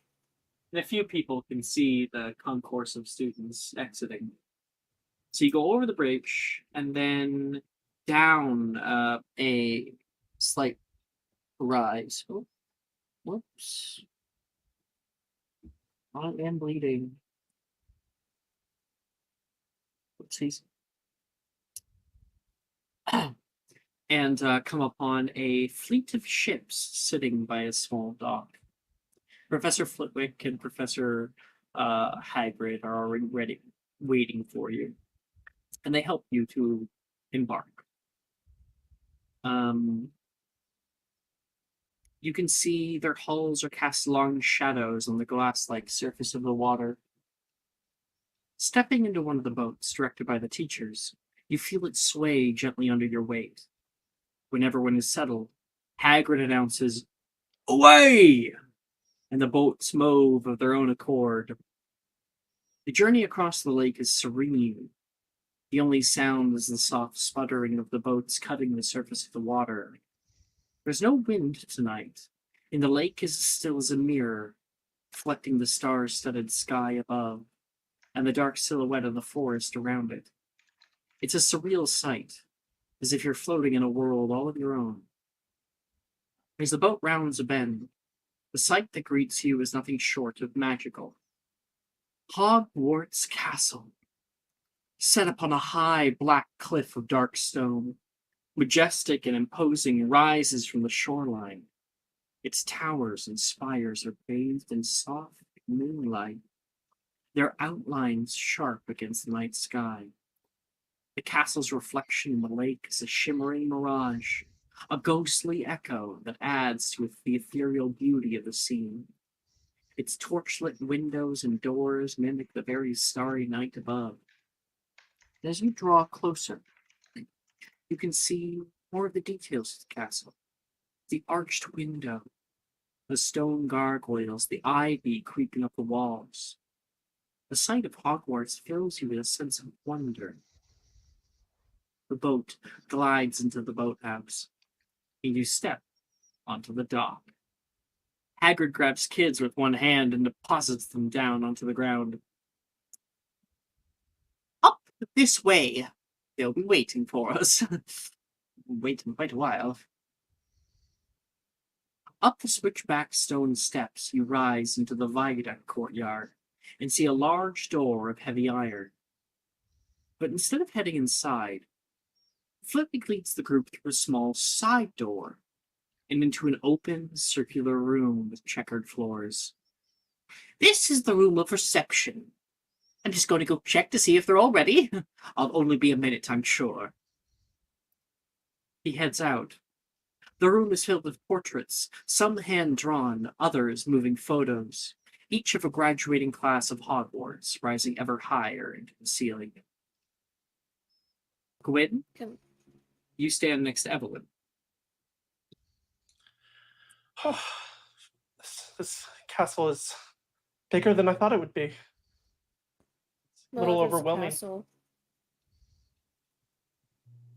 Say that again, Brooke. It is a castle. You're right, but I don't know. I wasn't sure what to think about a school. Have you not been to a school before? Not one like this.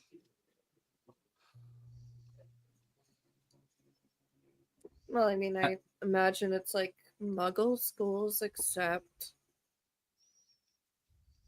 a few more extracurriculars.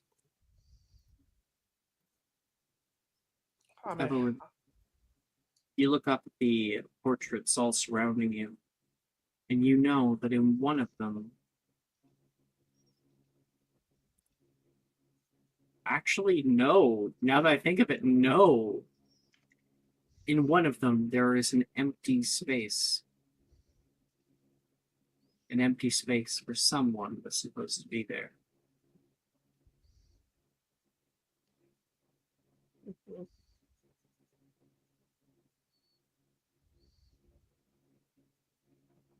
Evelyn will like kind of deflate upon realizing that he wouldn't be there.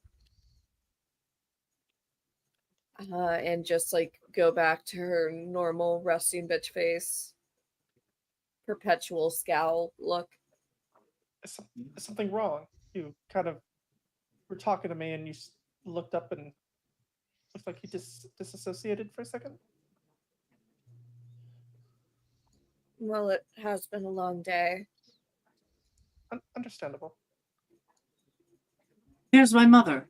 You can hear Gemma over the crowd. Gwyn, your ears perk up. It's very pretty. Someone else says next to her. Saoirse says, "Oh, and there's my mom, right next to her." Double sisters. And there's like a little chuckle between them. And somebody sees her. Wait, you're Gemma, right? Indeed. Gemma Drake of House Drayton. What's your name? I'm Levi, Levi Nelson. I heard that you know who blew up the train.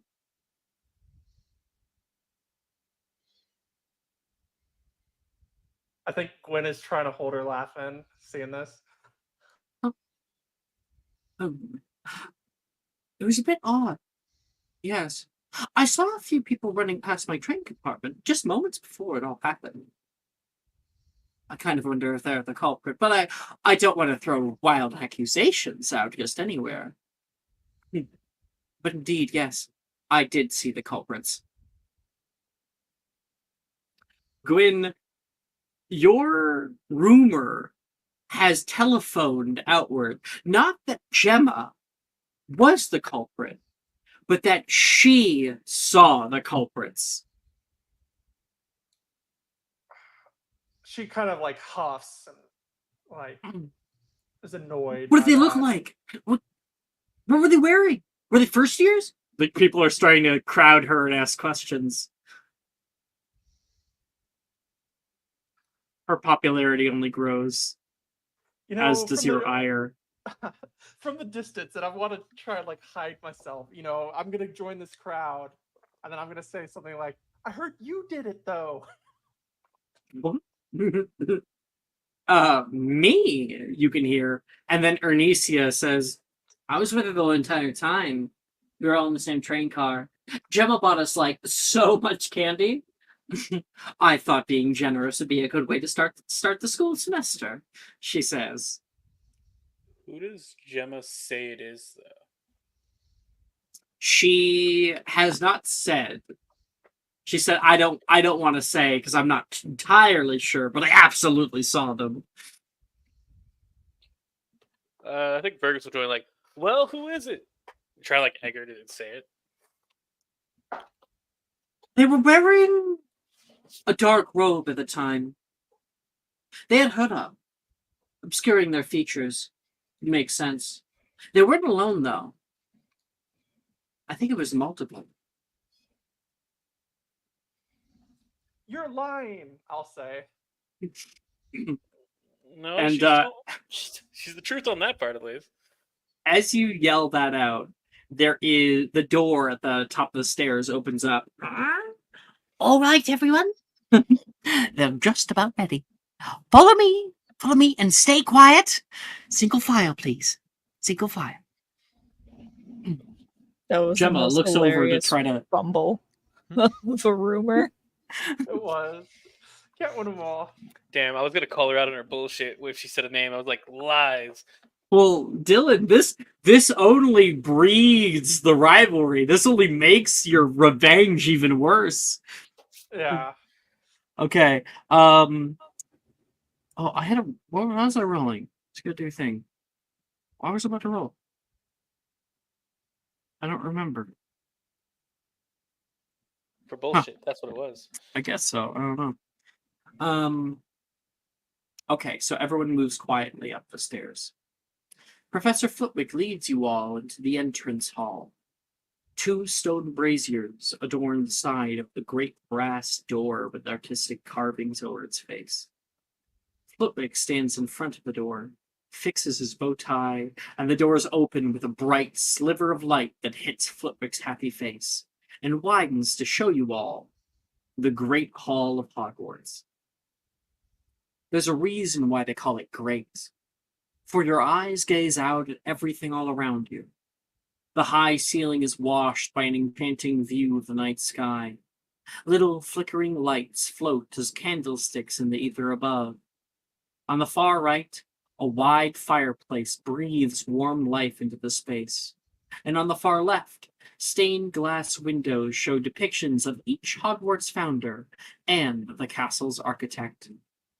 Long tables sit before the teacher's stage, filled with older students, each with a house crest and colors. On the far left, the emerald greens of Slytherin House, The visage of a coiling snake rests in a hanging tapestry, its neck rearing to strike. On the middle left, the golden hues of Hufflepuff House, its tapestry of a badger, standing up on its hind legs and bowing to you as you enter. On the right of the middle, the azure blues of Ravenclaw House, the crest of a soaring eagle with its wings outstretched to greet you. And lastly, on the far right by the fireplace, the fiery crimson hues of Gryffindor House. The face of a lion roars out in its frame, but no sound can be heard.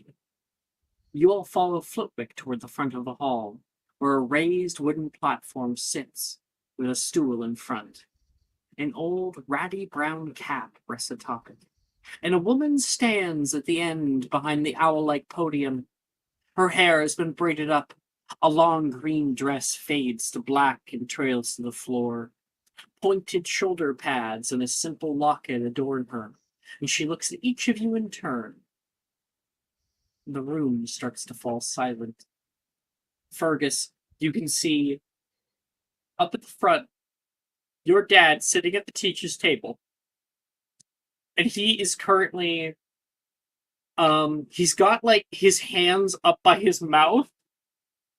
And you can see his mouth is in a deep frown. His lip is curled back, and tears are streaming down his face. He's sobbing very silently.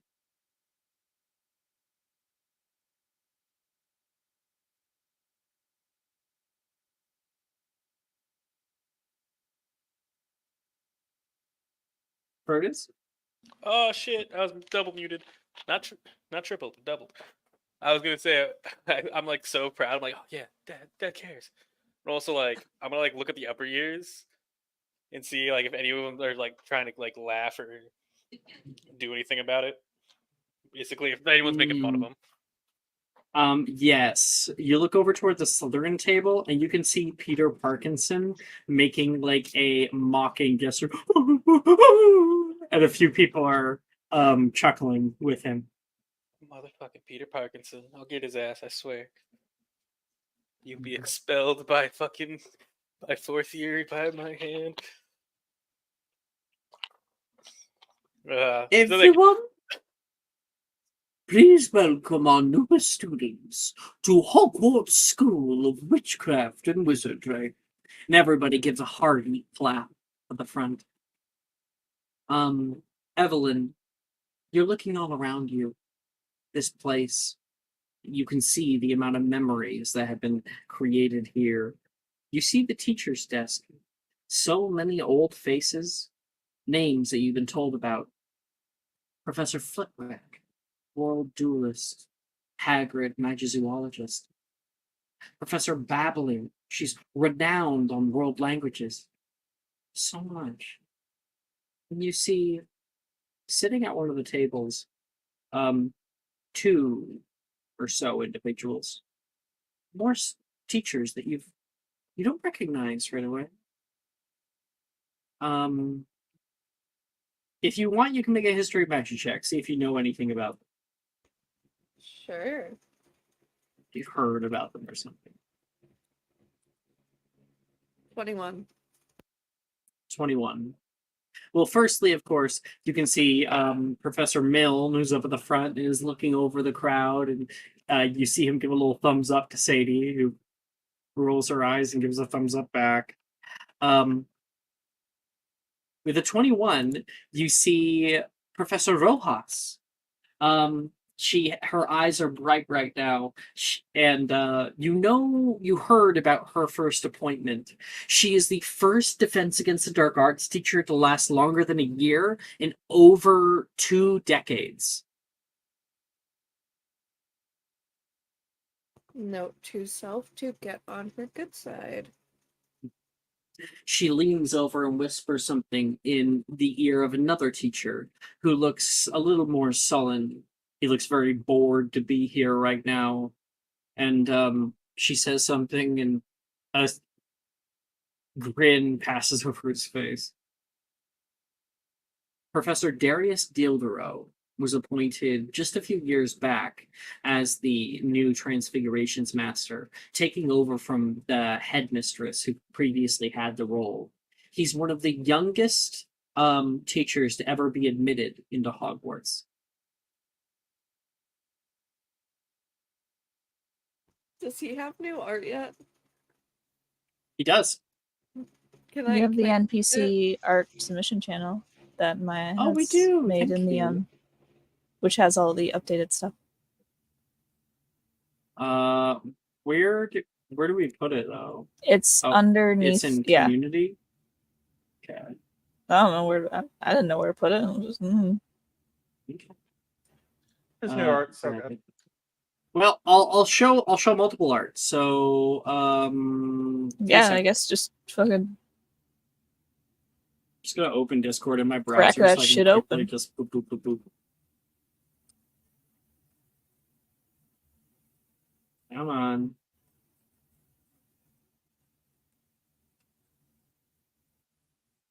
All right, my Wi-Fi is not the best, so okay. Saturday night discussion. Okay, so first I talked about Rojas. Here's her art. Second, I talked about. Oh, also there's No, that's Professor not. Milne. That's not it. Rojas looks a lot different. Wow, I love her typography. Thank you. I worked very hard on it. I can upload them, huh? If you need me to. I'm trying here. I don't know where Milne went, but I have it. okay. I would love to go to Rojas's Valley. Okay. Shut. Hey yo. Brooke, They got that a was some waterfall. great taste, honestly. That was really good. That oh my god. You moan? You good, Are Brooke? you okay? Good? No, I gasped and it like caught in my throat and I was He's so hot. He's so hot. And then you also can see the art teacher, Professor Bruce. She has like a very calm expression, looks very excited to see so many new faces. Here's her art. She's adorable. I love her. We have Philchart. Show it. Oh, there's Milne. I gotta make hot field chart. It's gonna be my challenge. Honestly, that is hot Philchart. I know it's the not bad at best all. you can get. That will get better. Man's fucking so old, but still running through these halls, chasing down these fucking kids. You gotta be jacked under those fucking clothes. I can call it. So, oh, and next to Professor Milne, there's a woman that you actually don't know her name. She maybe is more insignificant. She's kind of sitting off the side. One of the late additions to the teacher's bench. Kind of probably she doesn't have a permanent seat here. She's just kind of here for the opening ceremony. You can see this woman. And she leans over and talks to Professor Milne, who like nods and gives a big smile to her. Evelyn is like making little mental notes about every single like quirk she sees. And I guess I'll throw in our McGonagall art as well. And our Flitwick art, which is really good. The Flitwick art is exceptional. He looks so tiny.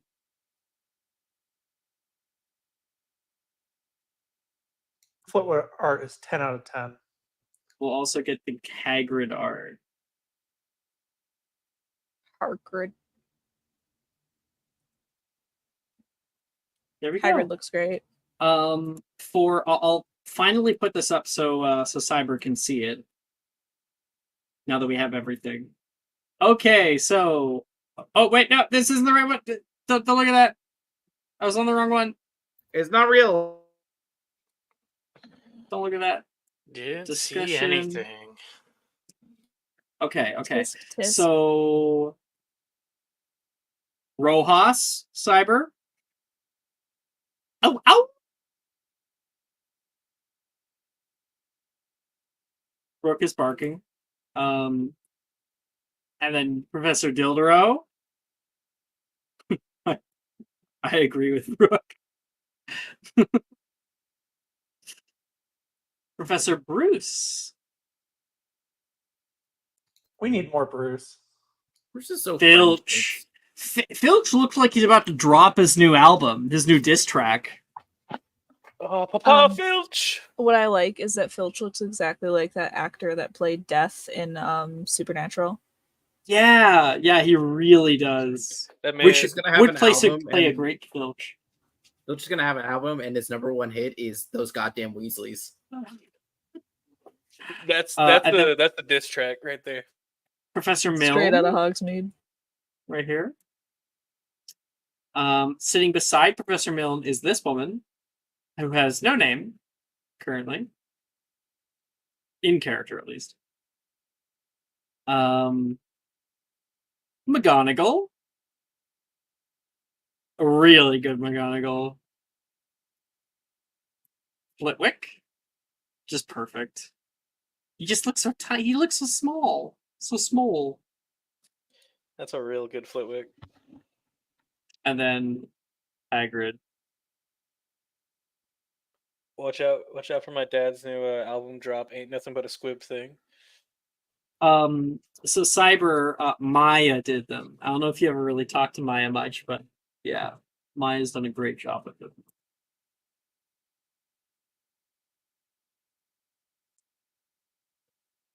Okay.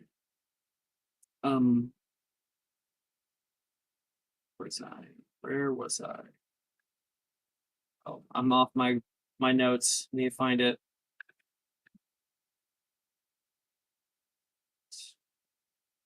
He's going off the rails. Welcome our newest students to Hogwarts School, Witchcraft and Wizardry, and everyone starts to clap, as I was saying. As you all take your first steps into these walls, reflect on what your legacy will be here.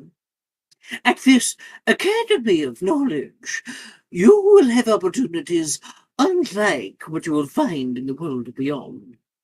These short 7 years are crucial to your future. So I ask that all of you, as your name is called up to be sorted, I ask that you ponder, who will you be? What shall you be known for? And what will you accomplish here? Will you be knowledgeable as Rowena Ravenclaw was? Will you show cunning and loyalty as Salazar Slytherin did to gain his renown? Perhaps you will lead through empathy and community, as so many who go through Helga Hufflepuff's house do. Or press forward with action and courage as Godric Gryffindor to see a new future shine in the distance. I shall call each of your names in alphabetical order by surname. When I do, I ask that you come forward and sit yourself on the stool in front of you. At which point, the sorting hat will place you in your new house, which you will be bound to for the remainder of your schooling here. To begin, she puts a hand out, and a long scroll is handed off to her. She puts a hand up by her face, and a set of half-moon spectacles are conjured over the brim of her nose. She clears her throat and reads the first name. Delilah Aiken! And that is where we're going to end tonight's episode.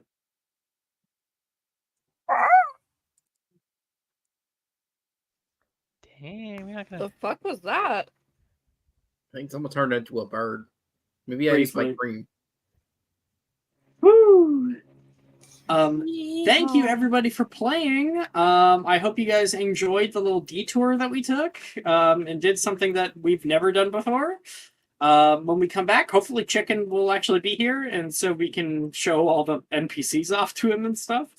And we'll start up our classes. Alrighty. Whee! See you later, stream. And thanks, Cyber, for hanging out all today. It's been so much fun having you here. Bye. Bye, Bye. Cyber.